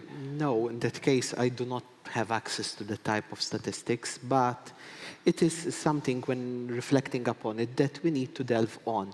I said, much of the difficulties that we are faced, and it is not only us, but also comes from the policy formulation aspect, in the sense that if we would have that type of analysis where we know what are businesses in Gozo doing, what things they are finding difficult, what is facilitating them. Okay, we get feedback on the ground when we work on them. Sometimes it is the bureaucracy, the red tape. As Abigail mentioned, things have improved very much. But if we would have that type of analysis, I think certain funds could be tweaked more to the regional level. Because I think the regional level, it's something that we must not forget. Today, for example, we are talking about the Recovery and Resilience Facility. And there are certain schemes which are discriminate positively towards Gozo, like the scrappage scheme. But for example, a business in Gozo, if it wants to shift its commercial vehicle to an electric one, he has to make a significant capital investment because the electricity infrastructure currently does not permit it. So I think this is a shift, this is a relationship between the micro and the macro that we always need to keep in mind. And that analysis that you mentioned, that for example, we need an analysis of how are businesses in Gozo doing with EU funding, that would help in the policy formulation side when we come to see how we can tweak, like we did, certain incentives to make them more, create more an appetite for businesses to delve into these type of funds. Daniel, I wanted to ask you about climate neutrality, because for all those attending here and watching this conference, Gozo has been named as one of the 100 European cities to become climate neutral by 2030. Yes. What it means for you as Gozo Business Chamber and for the businesses in Gozo? It means a lot. It means a lot. It's something that we have also as a chamber worked on it. Obviously, there are certain hurdles that need to be overcome. One is the energy of the island, where it comes from, the transport. Still, we have, for example, ferries which have a high pollution rate. And we know how much the ferries are used between the two islands. We need to shift to the electric mobility. We also have made suggestions as a chamber on how we can shift the public transport to have more frequent public transport, because Gozo is very small. And as a chamber, we believe that Gozo can set the pace for the whole of Malta, for the whole nation, because you can introduce certain reforms on the island which you can implement at a national level. So we are saying have smaller buses, but more frequent. That will increase the uptake of public transport on the island. Because an important element, for example, of the Gozotan economy is the day tours that visit Gozo. But the challenges are significant. And I believe that this program, like the Recovery and Resilience Facility, can help. Certainly supporting you in this transition. Yes, definitely. In what ways? Any examples that come to mind? For example, I mentioned the electric mobility aspect. The Recovery and Resilience Facility is working also on the electricity grid, because despite all the incentives that we can give for people to shift to electric cars, and in Gozo those incentives are better, I think 1,000 euros more on each category of scrappage vehicles. Currently, the electricity infrastructure does not support it, but we know that that certain investment which is tied to the Recovery and Resilience Facility will be dedicated to that. Obviously, I would also like certain types of investment, like, for example, that you mentioned the offshore wind farming. In Gozo, I think Gozo can be the first experiment where it can be completely energy independent on and focused only on the renewables. And I always say, let's dare to dream, and let's dare to be visionary also as important stakeholders within the community. Thank you so much. Daniel Borch, CEO of the Gozo Business Chamber, Abigail Mamo, CEO of the Malta Chamber of SMEs, Denise Fiorentino, CEO of Servizi Europei Malta, Claude Samut. I had a couple of questions to ask you, possibly very briefly. What one key recommendation would you give to business owners in Malta to tap all the possibilities and opportunities when it comes to EU funding? First and foremost, I think I will latch on to what Denise said. You need to know what you want to do and what you want to achieve. Start from there. And then I think there is sufficient help to guide you, whether it's or your private advisors. And because we are not exclusive in this, we are part of a system of funding opportunities. There are the InvestEU financial instruments. Maybe a loan would suit your needs better. There are also national funds. So decide what you want to do, what is best, and get help for what you need to do and how to develop your business. Then the funding idea should come at a later stage. Not there's funding, what can I do to get it? So decide what you want to do, then seek the best funding source for it. Fantastic. Thank you so much, Claude Samut. Thank you so much to Ms. Topsak Platerski from DG Grow, from the European Commission. Thanks to all of you for being with us for this remarkable annual event organized by the European Commission representation in collaboration with the Ministry for EU Funds, Economy and Lands. Of course, many key takeaways from the speakers we had with us, but feel free to keep on reaching out to the European Commission representation in Malta or to any other speakers we had with us today. And don't be afraid, if I may just give you one tip, don't be afraid to ask questions. So with that, thank you so much and wish you a fantastic day.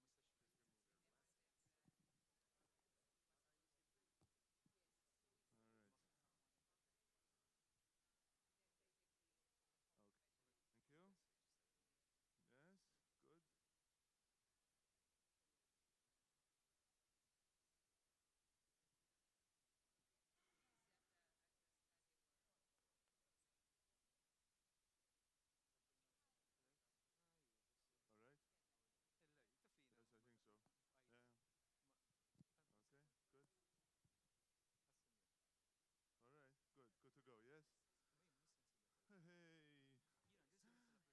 Yes, I think so. Yeah. Okay, good. All right, good. Good to go, yes? Hey. Yeah, no, good to narak. Still quite some work to do, yeah. Vera, vera, vera. Aħna tajjeb, ta' all right. Għamellum flash panels, madonna, li temxi għamil. Ma ġol, tissorprendi ruħek. Jien idħol f'ħafna djar, anke jekk mhux il-belt dejjem sabiħ, anke tidħol f'ħafna djar. Fil-qalba tal-ħula. Il-belt taf kemm għandna spazju għadhom. Imkissrin. Le jisla per min jafxtar inti, mela?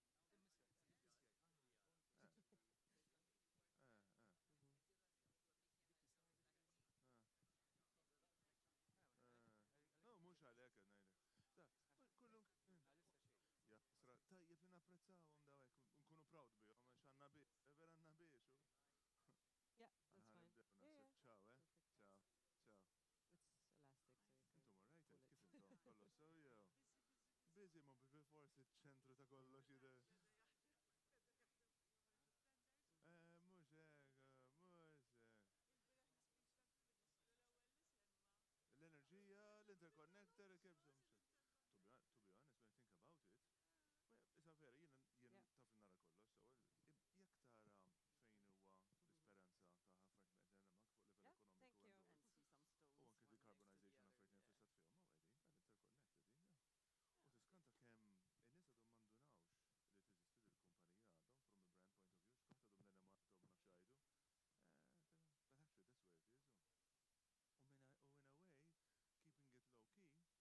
nagħmlu x-xogħol, forsi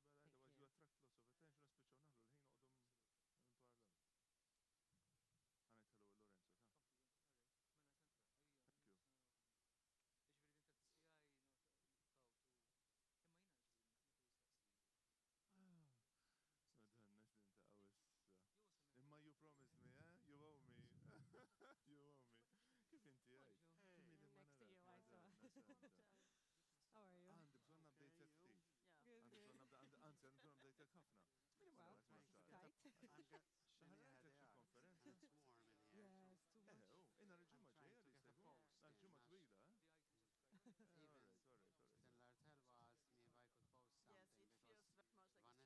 Then Lartel asked me if I could post something. Yes, it feels very much like Vanessa a student is hotel. out of town. All right. So I'm Hey, said, for okay, camera. no problem. Multitasking. Għanidħol qoddimha. Sorry.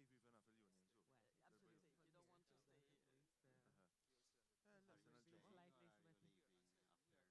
True, I already took off my second But plane. when I arrived yesterday, I just thought, okay. Viva naf il-union, so. Absolutely. You don't want to stay. La sena ġimma. Slightly Are you sweaty. leaving after? I'll see how interesting it is. I think I'll probably stay till coffee break, maybe the second coffee break. The last bit is The about last one I wasn't sure either if it's so relevant for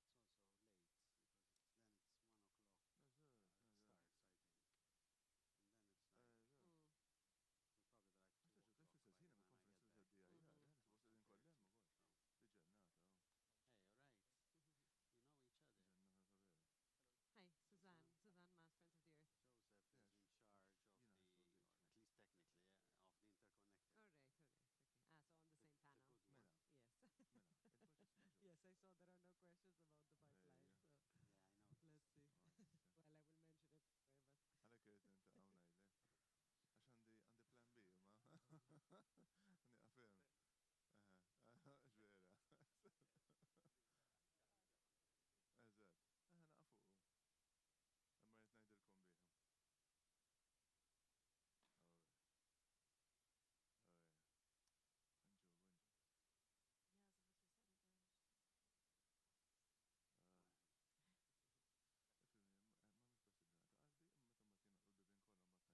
see. Well, I will mention it anyway, but Għalek għed inta għawnajle. Għax għandi plan B, ma. Għandi għafem. Ġvera. Eżat.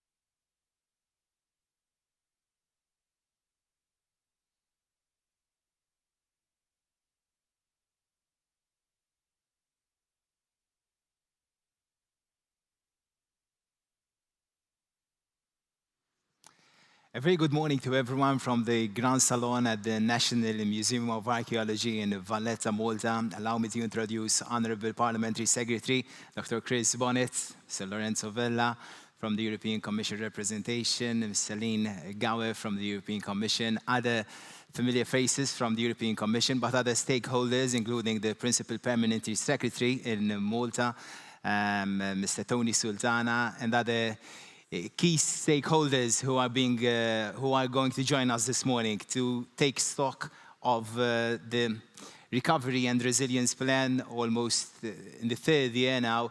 So today what we're trying to achieve during the next 2-3 hours is trying to understand and fully acknowledge the achievements we achieved so far together, but also discuss the challenges and possibly the tweaks we might need to focus on in the next few years to truly achieve the targets and milestones outlined in the RRP program for Malta. With that, allow me to remind all our attendees that this is going to be broadcasted on social media. It's going to be recorded, and of course, feel free to just share your thoughts later on during the 3 panel discussions discussing the green transition, skills, and other aspects of the RRP. Of course, many of you are well acquainted with what the RRP is. However, only a few months ago, I believe, I met a 70-year-old in a small primary school in Malta. She was holding her beloved nephew to school, and she was telling me just outside the school, unknowingly, how the EU funds helped her beloved 7-year-old turn from a poor reader to an outstanding reader thanks to the Recovery EU, in less than 20 weeks. This is truly remarkable, and we managed to tell her story following that on national TV and other media outlets in Malta. However, some of us here were also possibly beneficiaries of EU grants to transform our fossil fuel vehicles into electric vehicles, and that's thanks to Recovery EU as well. These are only two examples of how RRP is tangibly and concretely helping us not only transform our economies and societies to become greener and more digital, but also later on we're going to see how it is trying to help us reskill and upskill our labor force. And to do that, we have some key people representing some major social partners here in Malta. With that, I'd like to introduce the head of the European Commission representation in Malta. He's been working in various roles within the European Union and the Maltese representation to the EU in Brussels until a few months ago, who was the Deputy Permanent Representative for Malta to the EU. Since May, he's now the head of the European Commission representation in Malta. I'm really honored to introduce you, Mr. Lorenzo Vella.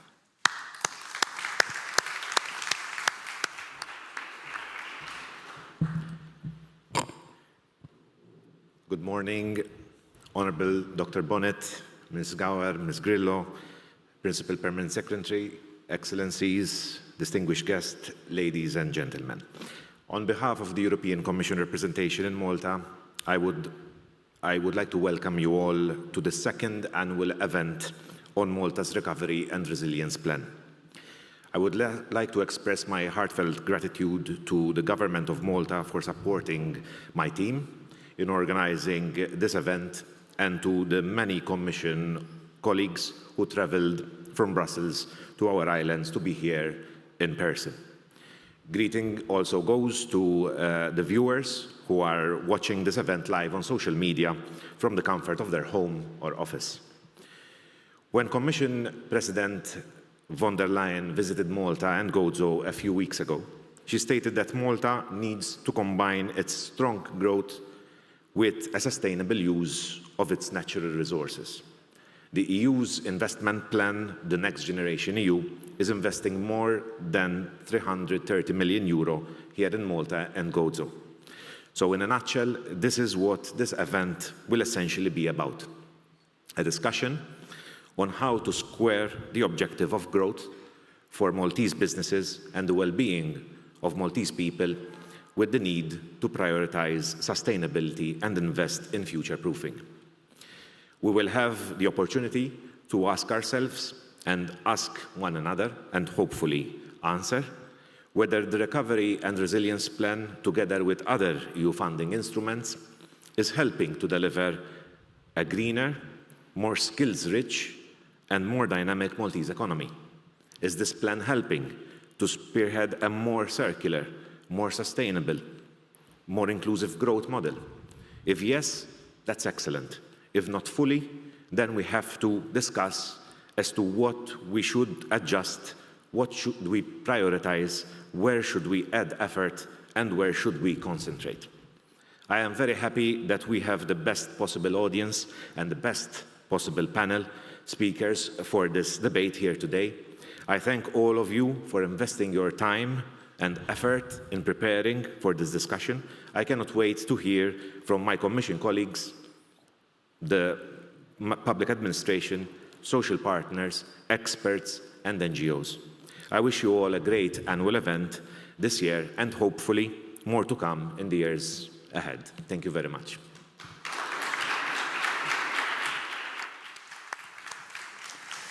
Thank you so much, Mr. Lorenzo Vella, for setting the tone for the rest of this annual event, the flagship event on RRP in Malta. I'd like to introduce now the Director for the Recovery Task Force within the European Commission, the Director General. Please join me in welcoming Ms. Céline Gawe.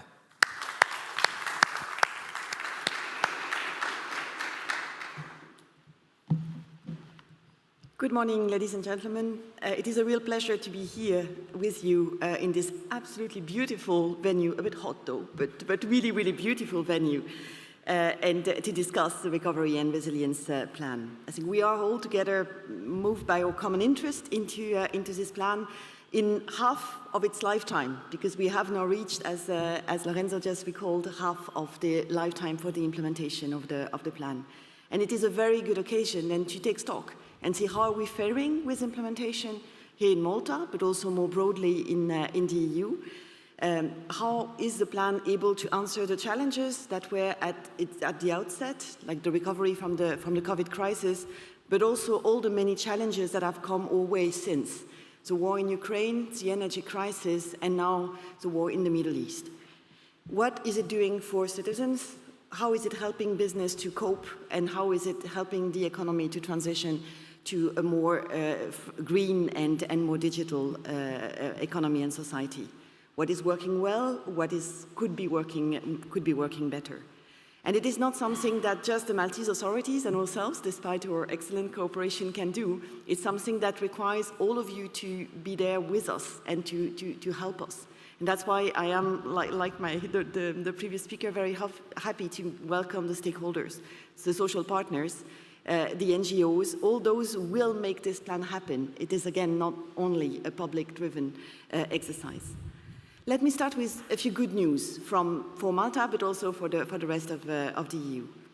As we stand today, all the plans have been approved, the 27 plans, but also very importantly, all the REPower chapters are being negotiated, and half of them have already been validated or will have been validated by the end of this week by the Council. Malta was one of the very first one to table the plan and to have it approved, which is really excellent news. But in addition to this planning effort, we also see the implementing effort in full speed. And we have to date already disbursed 175 billion euro to support business and citizens in the transition. So it's not only about planning, it's very, very much in the middle of the implementation. And numbers are nothing if we don't look behind. So what's behind those numbers? A lot of really tangible achievements already, starting with a lot of reforms that are already today changing the life for citizens and businesses. Just to mention a few, look at the labor market reforms that we see in Spain or Croatia that do provide better quality jobs and better opportunities to skills for workers there. Look at the health reforms that are being carried out in Slovakia or Estonia, and then try to really make the health systems more resilient to face challenges similar to the one that we have experienced in the last years. Or look at the anti-corruption reforms that are being passed in Czechia, in Malta. I'll come back to that in a moment. So all of this is already producing tangible results. And that goes together with the investments that are already at an advanced stage of implementation in many member states. Citizens already see their living with energy efficiency renovation for hundreds of thousands of homes throughout the continent. So their habitation changing, their mobility changing with more public transport, with also more e-vehicle, as was just mentioned by Lorenzo. And we also see that in their works, better workplace and better skills and better access to the labor market. So all of this is already happening and is already producing results. And Malta is no exception if we zoom in more closely to this country. The plan was an excellent plan, remains an excellent plan, almost 70% of the expenditure dedicated to climate, which is very much aligned with the massive challenges that the island is facing. It is addressing all the elements from building to transport to energy production and consumption. And together with the REPower EU chapter just adopted, it is providing the beginning of very good answers to those challenges. It will very, very soon, hopefully, contribute to reducing the dependency to imported fossil fuels that create a real vulnerability for the island. It is also a very good plan on reform, and we are, for Malta, like for the others I mentioned before, very happy to see that already reforms on anti-corruption, on rule of law, on the independence of justice or on anti-money laundering have been passed and are producing effects. It is no surprise in that context that it only took a year for Malta to emerge out of the grey list of the Financial Action Task Force, which is a very good news.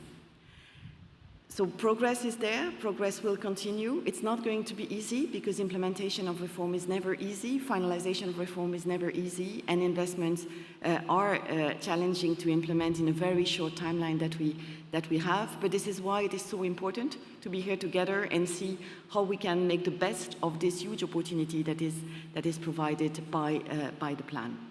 So, ladies and gentlemen, now 3 important panels ahead of us this morning. One on the green transition immediately to see how we can step up green energy and limit the use of energy. The second one on skills, where I think 87% of business in Malta says that one of their main impediment to competitiveness is the lack of adequate skills, so really an important topic to tackle. And then access to EU funds, because all of this support is only great if it can be tapped into. So, ladies and gentlemen, very much looking forward to this interesting discussion. Thank you very much for your attention, and thank you so much for being here with us.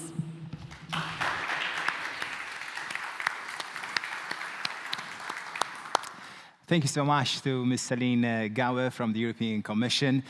She acknowledged the beauty of this outstanding room in Valletta. Somehow, as you might have already noticed, it still works in progress, and similarly to the RRP. The next speaker will definitely outline the achievements and the works in progress with regards to the implementation of the targets and milestones. We're really honored and pleased to have with us today Honourable Parliamentary Secretary for EU Funds, Chris Bonnet.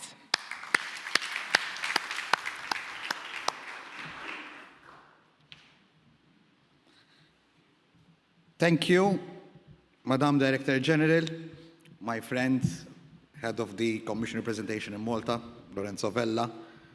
Good morning. When we say welcome to sunny Malta, we mean it. Even though it's November, yes. But that's it. This is our beautiful country, and this is why our country is beautiful. Good morning to each and every one of you this morning here today. History is not a record of the past, but really and truly the architect of our present and the silent steward of our future. We meet in this fantastic place, the Museum of Archaeology, amidst the grandeur of bygone eras and the story that spans literally millennia, from the enigmatic Neolithic times to the industrious Punic Age with the Phoenicians. The building itself housed the Knights of St. John as the Auberge of Provence, another fine example of our historical resilience as a people. Indeed, the whole city itself, where we are, is a result of our forefathers seeing a threat, overcoming that threat, and seeking ways to bounce back better than before. After the Great Siege in 1565, Valletta was built to fortify this peninsula and ensure that Malta could be better defended against future attacks. European aid played a pivotal role in the construction of this city, with various European partners helping the Knights fund their plans. So I'm sorry to say the European Union wasn't the first to provide European funding to Malta. Today's scenario is obviously quite different, but one cannot help but draw some parallels to what we are doing actually here today. Just as the walls of Valletta rose from the rubble of conflict, fortified by the solidarity, as I said, of our European partners, today we stand united once again, amidst another kind of siege. One not of cannon and fire, but of biology and climate. A global pandemic that has tested the fabric of our society, and the specter of climate change threatens our very way of life. Yet, in the shadow of these trials, as Europeans, we have given birth to the Recovery and Resilience Plan, our modern bastion, designed not to shield us from the turmoils of the past, but to prepare us for tomorrow's tests of sustainability and resilience. The RRP is an example of collective foresight, catalyzed not just by recovery, but an avenue for a rekindling of the Maltese spirit in the wake of adversity. The 328 million euros allocated to us under the RRP have been aligned with our government's objective to give a vital pulse to our society and push it forward in these challenging times. Healthcare, once pushed to its limits up to a few years ago, has seen rejuvenation through investments in the state-of-the-art technology and infrastructure, ensuring that every Maltese citizen can access world-class medical care. Education, the corners of our future, has been revolutionized with digital tools and innovative teaching methods, ensuring that our youth are equipped for the opportunities and challenges of the 21st century. And it was a pleasure for all of us to have the President of the Commission, Ms. von der Leyen, visit with our Prime Minister the new school in Nadur, which is not merely just the rebuilding of a school, but it is a school that takes us forward, a school that is climate friendly, a school that will see PV panels powering it, that is seeing water being retained to be used again and using other forms of alternate energy, not because we need a backup, but because that is where we want to go. Industry and tourism, pillars of our economy, have also been bolstered by this plan. Small businesses, the lifeblood of our communities, have been empowered with digital tools and resources, enabling them to thrive in a rapidly evolving global market.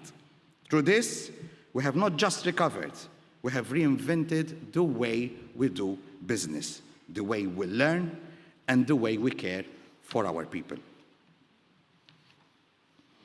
Yet, the Recovery and Resilience Plan has done more than just reignite our sectors. It has infused our nation with the energy to transform, the energy to innovate and adapt, which resonates through our reforms and investments. It's the kind of energy that doesn't just power machines, but ignites the Maltese resilient spirit, the enthusiasm to embrace change and to turn aspirations into concrete action.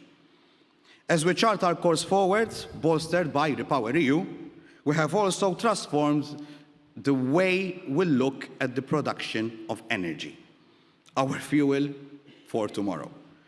The REPowerEU initiative marks the next phase of our transformative journey, channeling the collective strength of Europe into the foundations of our national energy infrastructure. And it is indeed our pleasure to note, to hear this morning, that our REPowerEU plan was one of the first ones to be approved. It's not because this is a race and we have to be the first to be approved, but the mere fact that it was one of the first plans approved shows that this government has the right strategies in place, has the right vision in place, and has a European vision in place. And that makes it easier to negotiate these plans with the Commission and have them approved as the first. Being part of the first, even if it's not a race, also makes us proud. So why not? We aim to bolster the robustness of our energy grid and to invest in modern ways to produce, distribute and store energy through a future-oriented approach. We will invest in supporting the deployment of renewable energy and innovative battery storage solutions. Our investment in battery storage technology will allow us to capture and store the energy we generate, smoothing out the supply and ensuring that renewable energy is not just a backup, but a constant, reliable source of power. This goes hand in hand with the modernization of our energy network, the backbone of any modern economy. The implementation of REPowerEU will see us laying down kilometers of resilient cabling and modern substations to ensure further reliability and efficiency. We are reimagining and reinforcing our grid. We are preparing for the surge that comes with a large economy and meet the energy demands of tomorrow and power both industries and homes. We stand at the crossroads of history, challenges and opportunities. Our strategies echo the foresight of those who came before us. We too are tasked with safeguarding our people, not just from the economic and the actual climate issues that we have today, but those of the future. Yet, as with all ambitious plans, we encounter challenges and complexities in implementation. A constant evolution in technology and the need to keep pace with rapid shifts in landscapes will always be present. We must also recognize that our journey towards recovery and resilience is a shared one. The success of the Recovery and Resilience Plan hinges on the unwavering collaboration among all stakeholders, government entities, the private sector, community leaders, and our European partners. It is this synergy, this collective mission, that transforms plans into action and vision into reality. Today, we have representatives from all stakeholders, keen to connect and share their thoughts on the different approaches. I encourage you all to engage in an open dialogue, exchange of ideas, and build each other's strength, not just today, but even outside these walls. As a person who has an opinion as well, I will also pass, now that I have the opportunity, my little pieces of thoughts that I have in my head in the implementation of the RRP plan. The RRP was created as a response to the pandemic, where at the time, the most important topics on the agenda of the European agenda were health and restarting our economy. Going green and digital was and is the way forward. But in my opinion, the Recovery and Resilience Plan needs also to be able to be dynamic. It is good, it has milestones and targets, which has helped me as Parliamentary Secretary for European Funds keep other colleagues in the cabinet and our public entities to task, because we have very tight deadlines that we have to keep to. But things have changed. Since the RRP was launched, we have had 2 wars. One in the Ukraine, and now, unfortunately, we have one in the Middle East once again. Priorities shift. They don't change, they shift. So from green, now suddenly we had a high demand for energy, and REPowerEU was the first response to that. But something that I would suggest is that as European partners, we can discuss on ways on how the RRP can be even more dynamic. Now, not just to recover, but also to be resilient and make sure that Europe moves forward together. That is my little comment. So now I will leave you to your work. Unfortunately, I would have loved to stay here today, but this is budget week in Malta. The past week has been quite hectic, and we have a very important meeting of the Cabinet of Ministers today, so I have to attend to that meeting. But I thank you so much for the help that you have given our government in the planning and the implementation of this plan. So I will always be thankful to the Commission for receiving us whenever we needed something and being honest in its criticism and the approach that we have with each other. And obviously, the success of this plan is due to the fact that we have excellent human relationships that have been built, not just from a professional level, but as I said, on a human level. I wish you all the best of luck with the rest of the day. And once again, thank you for helping us carrying out this fantastic plan, which is called the Recovery and Resilience Plan. Thank you.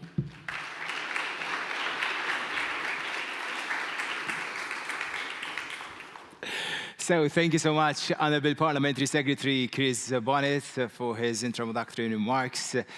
With that, we're going to give you an idea through an audiovisual short clip of how RRP is helping shape economies and societies all over Europe. Let's watch.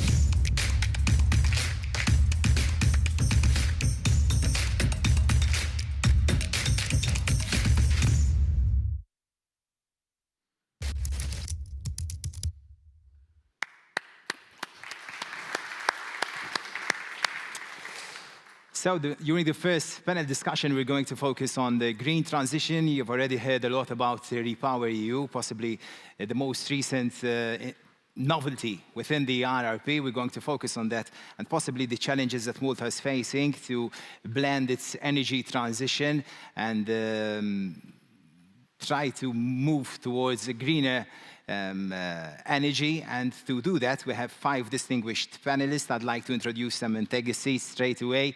Celine Gower, Director General of the Secretary General of Recover. So Celine, feel free to just have your pick. Mr. David Schwirep, Chairperson of MCSD, the Malta Council for Economic and Social Development. Dr. Engineer Joseph Vassallo, he's the Division Manager of Interconnect Malta. Thank you so much, Dr. Vassallo. Professor Luciano Mulestagno, he's the Director of the Institute for Sustainable Energy at the University of Malta. Dr. Suzanne Maas, she's the Climate Campaign Coordinator of Friends of the Earth Malta. Thank you so much, Dr. Suzanne Maas, as well. Before we start the discussion here, feel free to just share your thoughts later on. We will have an allocated time at the end of this panel discussion. We do have an interactive Slido, and we have a question possibly to try to better understand what's your take on the biggest, what comes to mind when we speak about green transition in Malta. So feel free to just, I'm going to just do it with you as well, slido.com. So just write slido.com on your web browser, on your smartphones. Enter your code. It's hashtag MTRRP23. And here you go, the first question. What, in your view, is the main challenge to Malta's green transition? So we're going to create a public cloud. So I know it's challenging to find one single word. Of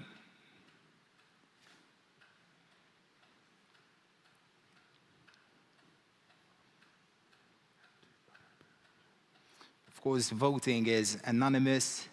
So far, we've got overpopulation, time, infrastructure, renewables, culture, pollution, transport, infrastructure, overpopulation, time, insularity, geography, comfort, regulation, economies of scale, politics, ambition, money, congestion, greed, demographics, construction, space, and well, so far possibly we're agreeing that transport, construction, and overpopulation are possibly the most mentioned challenges to Malta's green transition. With that, I'm going to just ask Celine straight away. Celine, you have this privilege, if I may, that you're just visiting Malta. You're, of course, observing the implementation of RRP in Malta from Brussels. But possibly you can give us an objective view of why Malta is facing, what are the main challenges that Malta is facing to achieve the climate neutrality targets, and this famous, among other things, climate neutrality by 2050. Thank you very much. And indeed, some of the challenges are specific to Malta, some are very, very common to all the other member states. I think the main one I see is the need to decrease dependency over important fossil fuels. And that in Malta, we still see a very high level of subsidies for fossil fuels.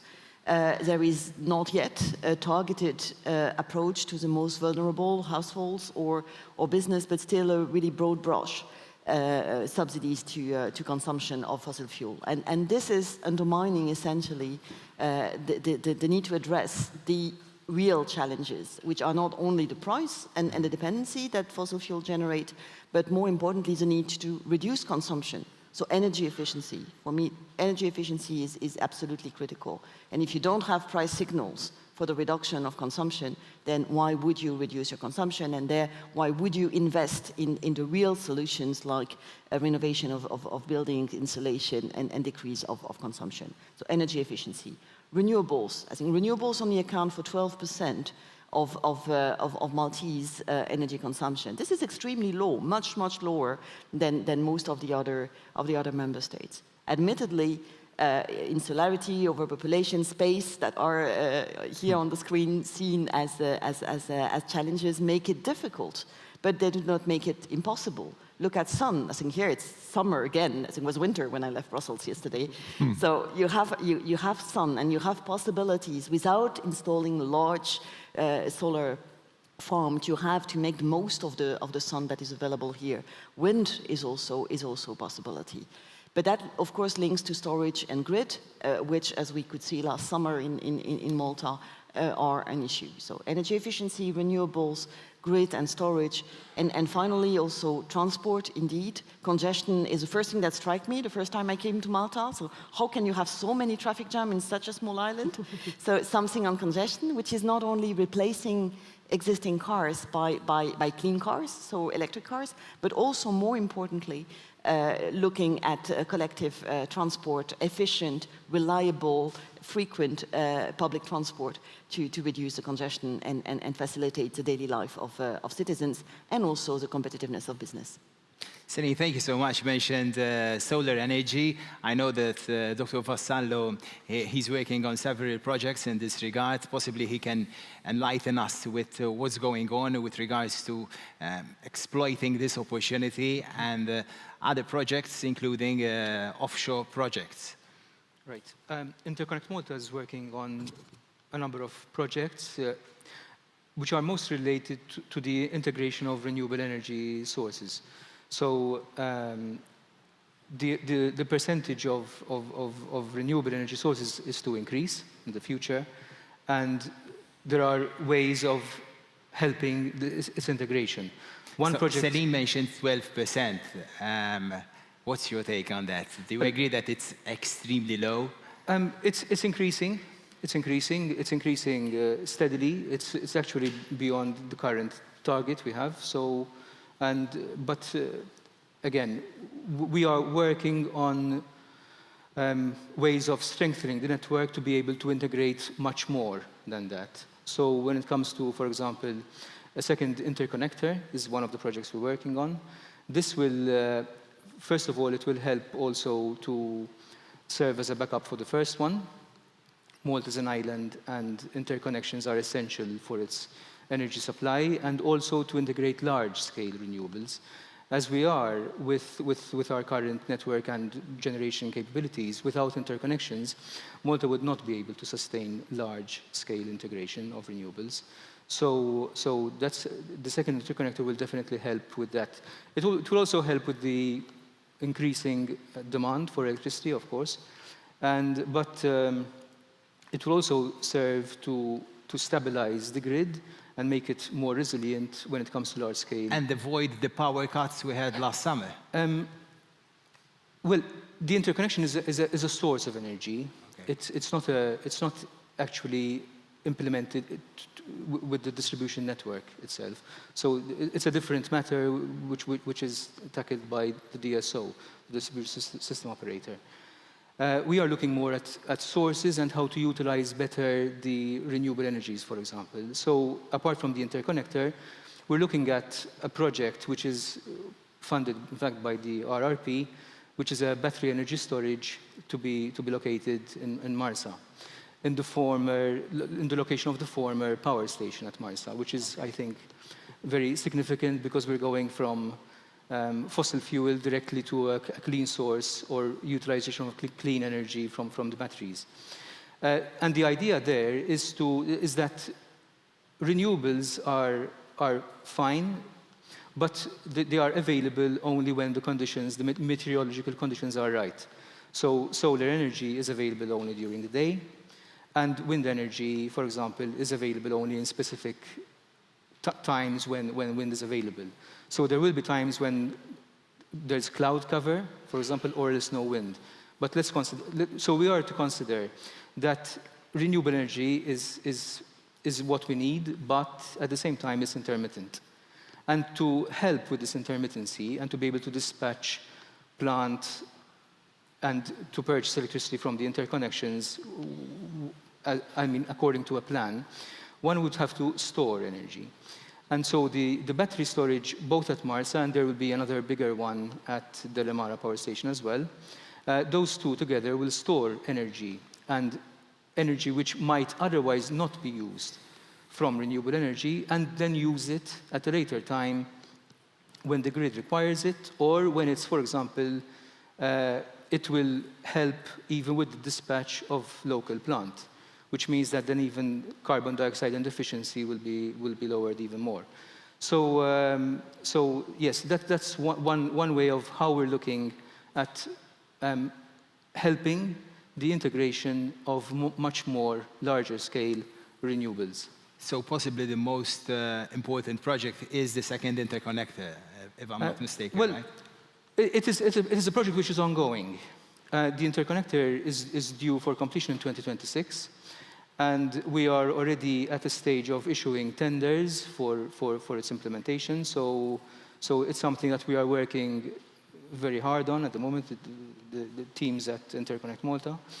And it's something which is very immediate. But also immediate and also due in 2026 is the battery energy storage systems. Okay, so Ms. Gower, so this battery storage facility is one of the possibly tangible projects that Malta is undertaking with regards to greening its energy system. In your view, what does it take for Malta to truly, in a long term, green its energy system? I think well, storage is indeed needed for the very reason that was just explained, that you need to cope for the intermittency of renewables energy. So that storage, grid reinforcement, and actually the RRP and the REPower EU chapter is throwing sort of 70 million into the strengthening of the grid, because it is key. Then rollout of more renewables, and the permitting reforms that we see now also in the plans will be critical. It has to be faster to install renewable energy, and then decrease, of course, of the overall consumption, because it's not only about injecting more electricity, it's also making sure it's green electricity and that it's only used for what is absolutely necessary, so that you decrease the overall consumption by energy efficiency in buildings, where we see here that we have a lot of needs, because buildings were not built with that in mind. And here again, we mentioned the schools already that are undergoing very significant renovation, but much more is being done. So more than 50 million is going into this. So schools, public buildings, private business, offices, and also private homes will have to undergo those renovations. It's also a way to fight against energy poverty, which is actually much better than subsidizing fossil fuel, as is being done today. So I think it has to be really from all the angles. Interconnectors is useful, electricity interconnectors is useful, then storage, renewables, energy efficiency to reduce consumption. And if you look at it from all of these angles, it's not one single solution. It is a combination of all of these efforts, which hopefully are sufficiently accelerated by the plan. I'm sensing somehow that you're skeptical of the government's subsidy position, because if not mistaken, the government is forking out around 800 million euros a day to subsidize the increased energy costs. I think this, and this is consistent with the recommendation that we made in the context of the semester. It is indeed, it was a necessary immediate crisis solution in the peak of the energy crisis. But if we look ahead, I think it is not helping in reducing the consumption. It is creating or bringing a toll on the public finances, which is a problem. And it's also money that is much better used in greening the energy mix, which, as we discussed already, is absolutely needed for Malta. Per Europe, I know that you're sitting here as chairperson of the Malta Council for Economy and Social, MCSD, known as the MCSD, all social partners, an umbrella organization representing all social partners. However, on the sidelines of your hectic life, because I know that you lead a very hectic life, you managed to bring together some of Malta's most important businesses, the biggest businesses in Malta, and persuade them, or somehow trying to engage them together to transition their operations and companies towards ESG principles and towards greener economy and operations. Do you think, looking into the RRP, do you think that as Malta, as a country, not that is ESG Malta Alliance, do you think those initiatives are helping Malta to become greener? Well, the answer is certainly yes. In what ways? In many ways. Some of them are very direct, others are less direct. If I had to extract, thanks to your suggestion, on what leaders in our economy are trying to do without any help, without any support, they do it because it is the right thing to do, it is the just thing to do, it actually makes business sense, makes economic sense, safeguards the sustainability of business and therefore of jobs. Therefore, they make the transition into an ESG world. Clearly, the main stumbling block there is as one leads, one is alone, one is vulnerable, and if not supported, there is risk. Of course, CEOs would tend to certainly be accountable to their shareholders, to their directors, to their investors. And that's how one needs to look at it. So clearly, when one looks at a transition being supported by the RRF, that is certainly a good direction. However, as Celine rightfully said, spending money in projects like Interconnect Malta and their brilliant team are managing for Malta, into the battery, into the offshore wind, offshore solar, you know, all the project, the interconnector, the second one, and so on. This is brilliant news.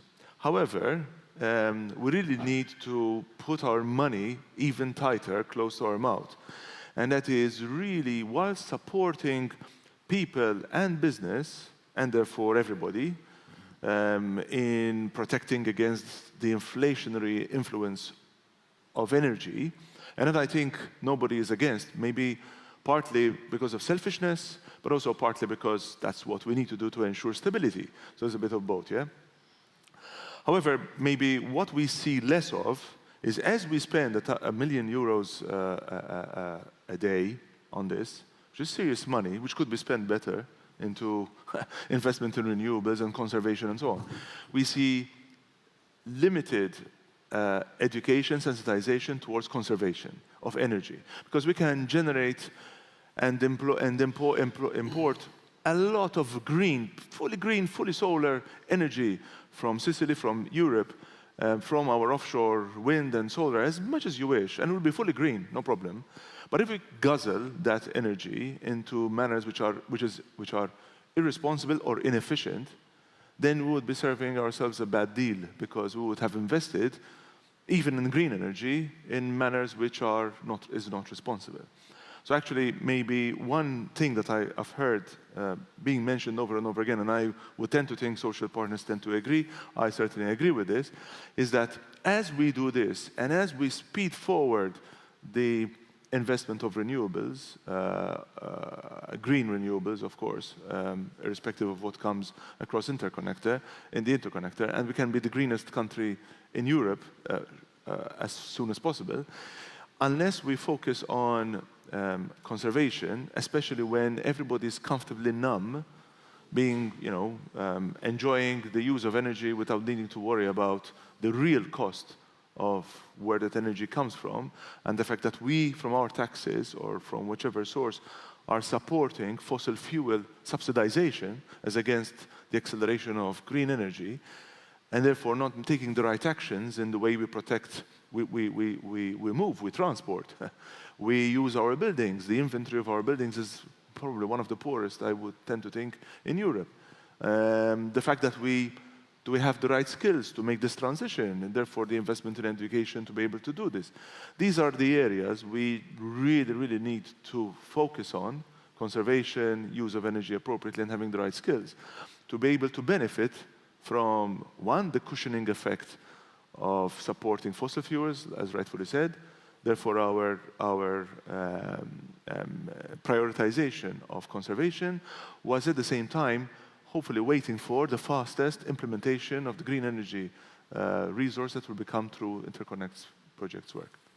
That's fantastic, David, if I may, because Professor Luciano Molestano, he's been working since I can remember on trying to understand Malta's potential when it comes to wind and solar energy, and also given our size, because Ms. Gawe also mentioned insularity, we're not in mainland Europe, so we have this limitation and constraint. However, we've got plenty of sea around us, and possibly we can consider offshore opportunities. And that's my question to Professor Molestano, because you've been studying the subject for quite some time now. Actually, what's Malta's potential in your view? Yeah, I was just doing the maths. Actually, 13 years.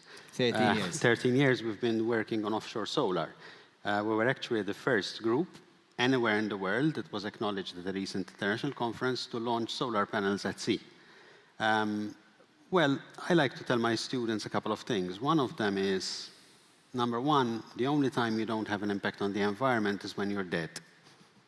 So we are minimizing the impact on the environment, not eliminating the impact on the environment. And number two, Malta is a strange country, not in a bad way, but we're overpopulated, we're small, we're dry. We have a lot of sun, but if you look at the rest of Europe, it looks much more homogeneous than Malta. Malta is an outlier. And because of that, we have a problem, space. And you alluded earlier to the 12%. Actually, 12% is not that bad, given that we started from nothing. True. I also like to say that there are more solar panels right now in Malta than there are people. There are over 600,000 solar panels installed in Malta. So that's close enough. So New Zealand says they have more sheep than people. We say we have more solar panels than people. So in reality, we're not doing that badly. But I also tell students when they, we have to do 10 times as much to get to the 100% renewable. And why are we doing renewable? Well, because we're trying to limit climate change. I mean, we're, again, keeping our eye on the ball. We're trying to limit emissions. And by the way, your renewables are not emissions-free. They're just less emissions, because you still need to manufacture them. On the ocean, on land, we can probably double what we've done. Let's say, throw a number there.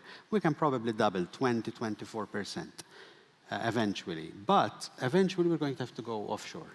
And offshore, there's right now 2 viable technologies, which is wind and solar. Now, these terrible wars, especially the one in Ukraine, have taught us one thing. When I started 12, 13 years ago, it was all about cost. You have to bring down the cost to be equivalent to other sources of generation. But now it's also about security. I mean, wouldn't it be great if this little island did not need to rely on anybody else for gas, for fuel?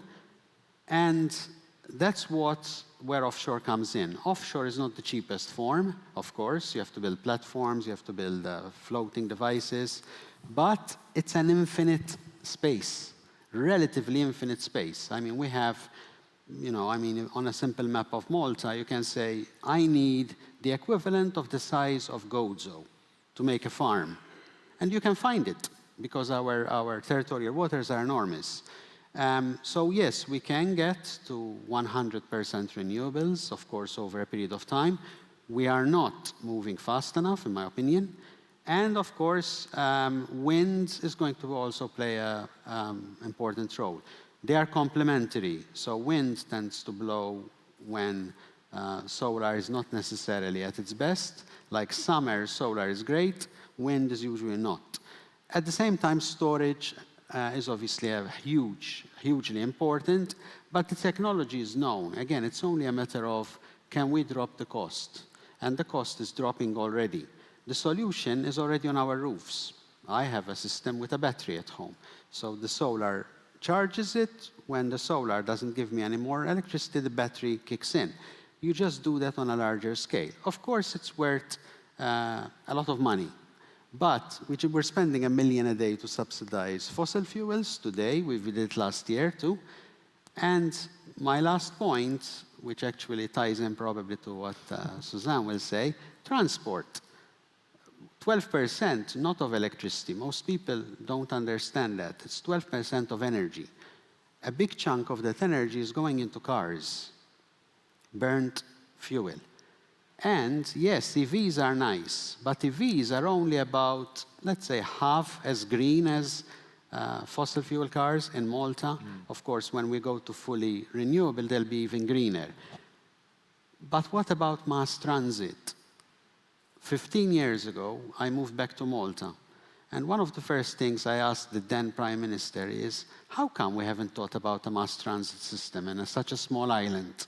You can go from the airport to Chirkewa in half an hour, 35 minutes, with no traffic, if it's a mass transit system. And the excuse is always cost. Well, we're spending hundreds of millions in fossil fuel. So what's the excuse now?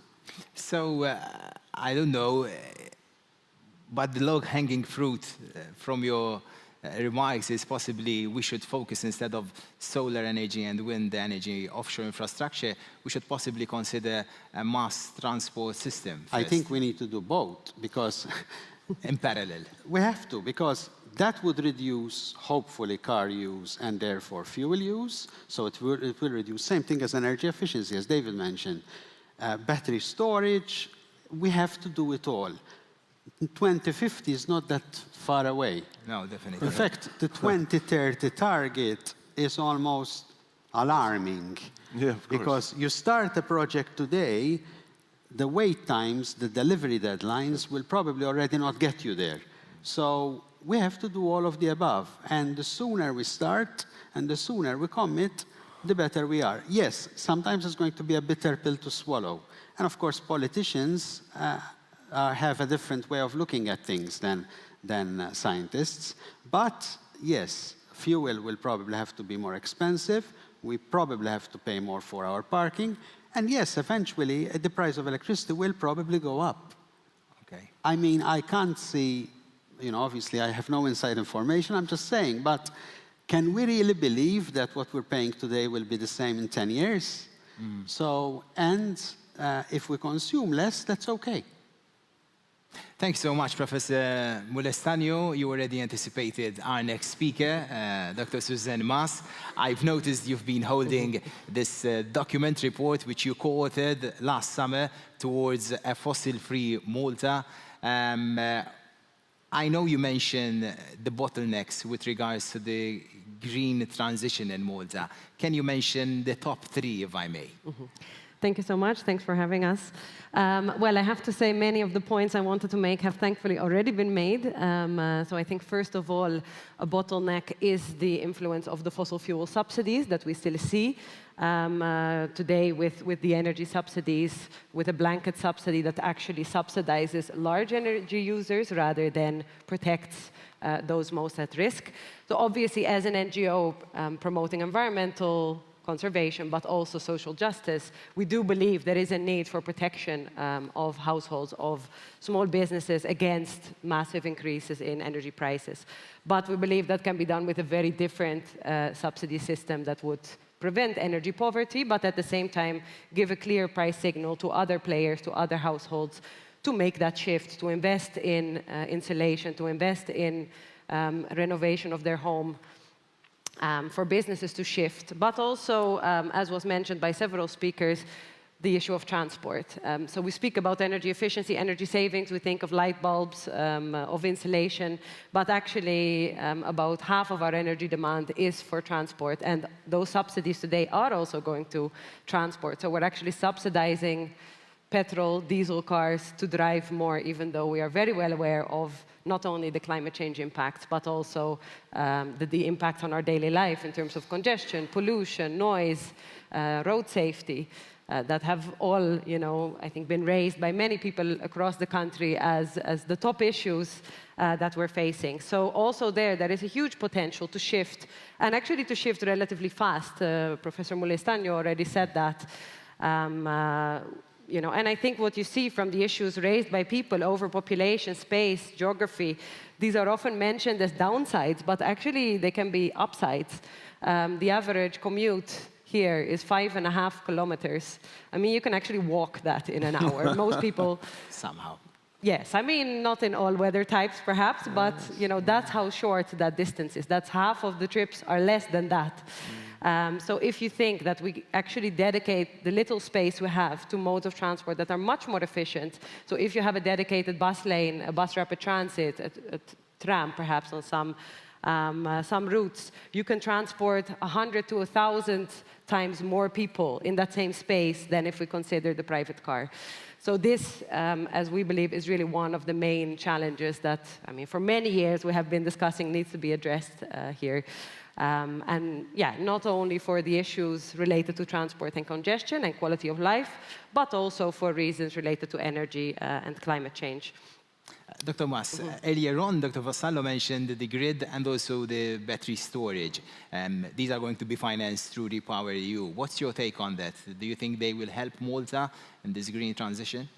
Definitely. I mean, this is one of the things that's also holding back sometimes renewable energy projects. So yes, of course, this is a very necessary investment, and especially as we saw last summer, very urgent as well, to make sure that we can continue living in those conditions. So not only for energy reasons, but even for health reasons. However, I mean, this is something that is, let's say, energy neutral. I mean, we need it today, but we are still relying on almost 90% fossil fuels. So yes, there is the need to invest in the grid, in the battery storage, but we also simultaneously need to significantly ramp up the investment in renewables. And okay, this year we have seen the first draft of a policy for offshore renewables, which we believe indeed for the long term is a huge potential for Malta, obviously, to invest in renewables. But on the short term, there is still a lot we can do with the technology that's already proven and tested today, especially if we reduce the energy on fossil fuel, the subsidies on fossil fuel energy. That price point will change, and we will see a massive shift to more people investing in PV panels, for example. We also see a need to address... Something, however, we're already witnessing, as Professor Mulestano mentioned earlier, because now we have 600,000 PVs in Malta. That was something unthinkable until 15 years ago. Yeah, so what we see now, I think, is a change also in demographic and how we live. So obviously, we've seen a huge increase in population, a difference in the type of building stock. So many more people are living in apartment blocks, in sort of multi-household situations. And there is a huge potential now, also coming from the EU, the promotion of renewable energy communities. This is included in the Renewable Energy Directive and has also been transposed in Maltese law. And this enables groups of citizens to invest together in renewable energy installations, primarily production, but it can even also invest in storage or even in ancillary services like electric vehicles.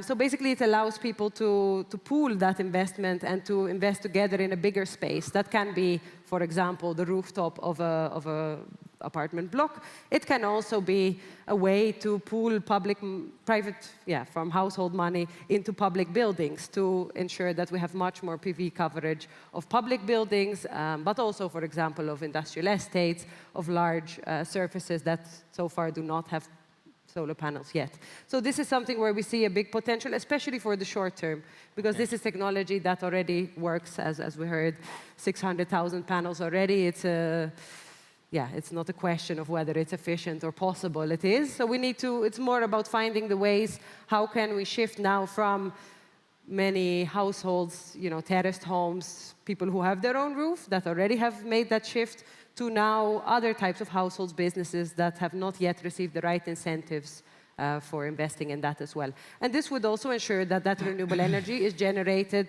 where we need it in the urban area. Dr. Maz, that's precisely my question to Perit Shwirep, but in a more macro context, Malta rather than a household. In your view, how can we make our economy more sustainable and decarbonized? Okay, so I think the elephant in the room here in answering your question is one of the words on the screen, which is culture, which is the one that worries me most. Because we can try to replicate many missions of many other countries, potentially in Europe, or an average of the European Union, but actually unless we have the propensity to drive such a transition, then this will stop us. And I would dare say as well that we also need to be aware of what the more mature side of our population is thinking and doing, people in leadership, and what the future generations are expecting, what their ambitions are. And there's a gap there. We can talk about not just energy, we should be talking about waste, we should talk about circular economy, we should be talking about so many other things that actually food, what we consume, our health, wellness, mental health, all of these things, yeah? And again, maybe coming back to the three little letters ESG, there's no green transition unless we are able to have the right governance structures, not at the national level only, even in the way our society functions, even the way businesses work, yeah? And the fact that we take care of each other and the social fabric of our society. And the fact that we care not only about ourselves or maybe our immediate family or potentially our employees, but even the people we influence through our actions, whether there are business actions or other actions. So it's quite complex. And in order to analyze the ability to transition an economic model or an economic ambition, let's call it a strategic ambition, you know, so medium to long term maybe is the right way to look at this. Which is beyond the political cycles of a country, so let's be clear, it's an easy way of looking at it, probably reassuring as well, is that we need, at that point, 2050, you know, anyone in his 20s, anybody in her 20s, will be in her 50s then. Think about it. So we really need to think of what country we need to have that matches the ambitions of a 20-year-old, or maybe younger. And this is a challenge, because most of us are not able to do that, and most of us won't rarely tangibly do anything about it. So actually, we have, in any disruption, this is disruption. We can talk about, you know, climate change, Israel, Ukraine, you know, COVID, and many more that will probably happen. This is disruption, inflation at the moment. For any entrepreneur, for any CEO in the room or anyone following us, this is fantastic, a fantastic moment for great change. But it needs leadership, it needs clear thought, it needs long-term thinking. And people who collaborate rather than compete, collaboration, to be able to bring back the best that we can provide. I mean, when the Knights of St. John, Parliamentary Secretary was talking about Valletta and what the Knights did and the Vatican did and all that, that was an incredible, disruptive situation for Malta that landed us this. Now, and we're proud of it, yes? And this is what gives us value today. So the value we'll be able to measure in 2050, 2060 is what we collectively are able to decide in a collaborative fashion all together, thinking of future generations, because the transition is very fast, much faster than it used to be 400, 500 years ago, I'm sure. But will bring about, you know, the new, the better Malta, the better people, happier people, healthier people, people with serious focus on wellness. You know, all these are what we really want to achieve through a green transition. So the green transition is not only about panels and about solar and wind and these things, no, yes? Of course, that's part of it. But it's really a change of way of life, and therefore, this is the hardest part, a change in culture. This is the bit that worries me, keeps me up at night, to be honest. But maybe the best way to deal with this is to focus on future generations who have a clearer view of what this should look like, respect that, maybe even the unborn, if I may, if I can extend it, and be true to ourselves and collaborate more than speak and I don't know, Perichwira, but while you're saying all this, I don't know if you're framing that RRP is the flagship initiative of next generation EU. Thank you for reminding me. This is truly fitting because Thank you for reminding me. the guys in Brussels, they had incredible foresight in identifying a keyword. It is that. All these projects, reforms and investments are precisely trying to target our next generation. With responsibility on our shoulders. Yeah. I'd like to, before opening the floor to our attendees, I'd like to ask Ms. Gawe, because sporadically we mentioned some reforms, investments related to the Repower EU chapter within the Malta's RRP, but possibly you're well positioned to outline the key reforms and investments in the plan which will help Malta in this green transition.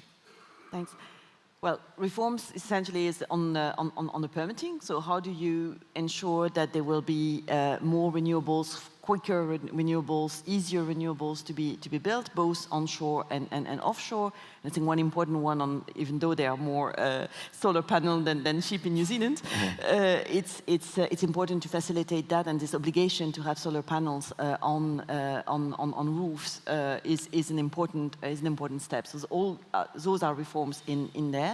You also have, for the transport part, reforms in public transport, so allowing, and here the Maltese government has even gone beyond what was required in the RRP by making public transport free for the holders of the Tanzania card, and that is extremely important as well to change this culture, because I fully subscribe to what you just said. Change of culture is important. People have to move to different means of transport. So on the reform side, on the investment side, the plan is really looking at all the things we mentioned. It looks at the grid, it looks at the storage, it looks at the energy efficiency with the renovation of public and private buildings, and it looked at the transport by financing of 102 new e-buses to facilitate public transport. And of course, e-vehicle transformation, which is part of the solution as well.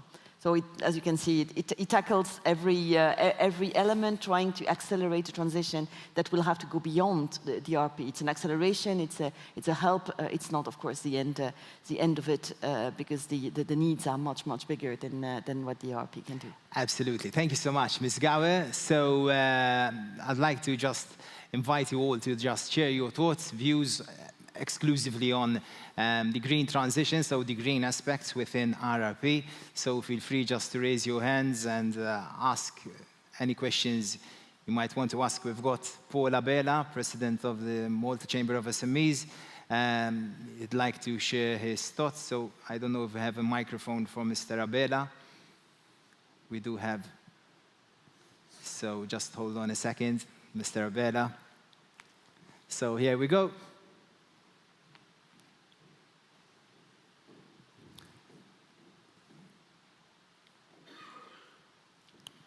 Good morning.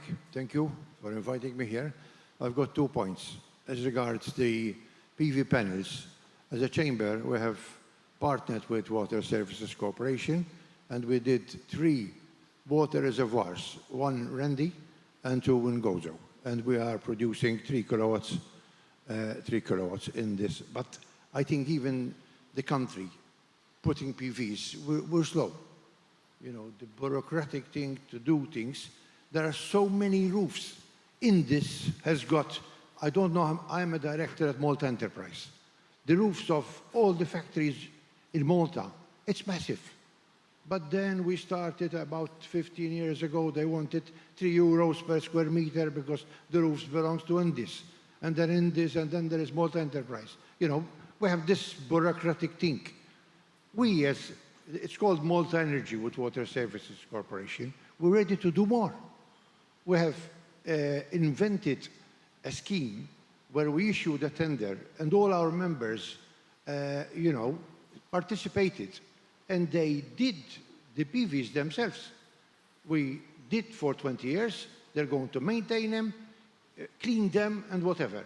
That's great. And just Malta Energy just made the tender possible for our importers and members as well of our chamber, and we can do more.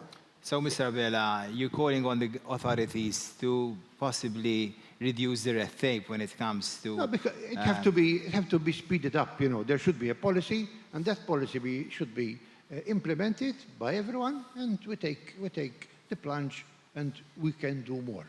And Fantastic. another issue which I want to say about the transportation. Transportation in Malta, it's a bit of a problem. Professor Mulya. A bit of a problem? Not a bit of a no, because mass transportation here in Malta, it doesn't work. We're too small. We were talking about underground. Can you imagine an underground? In London and all those big places, you've got millions. We don't have the millions here. We don't have the numbers.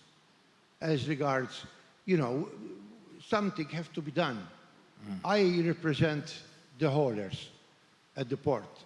We have 250 trailers every morning at the Freeport going out to factories and warehouses to deliver goods.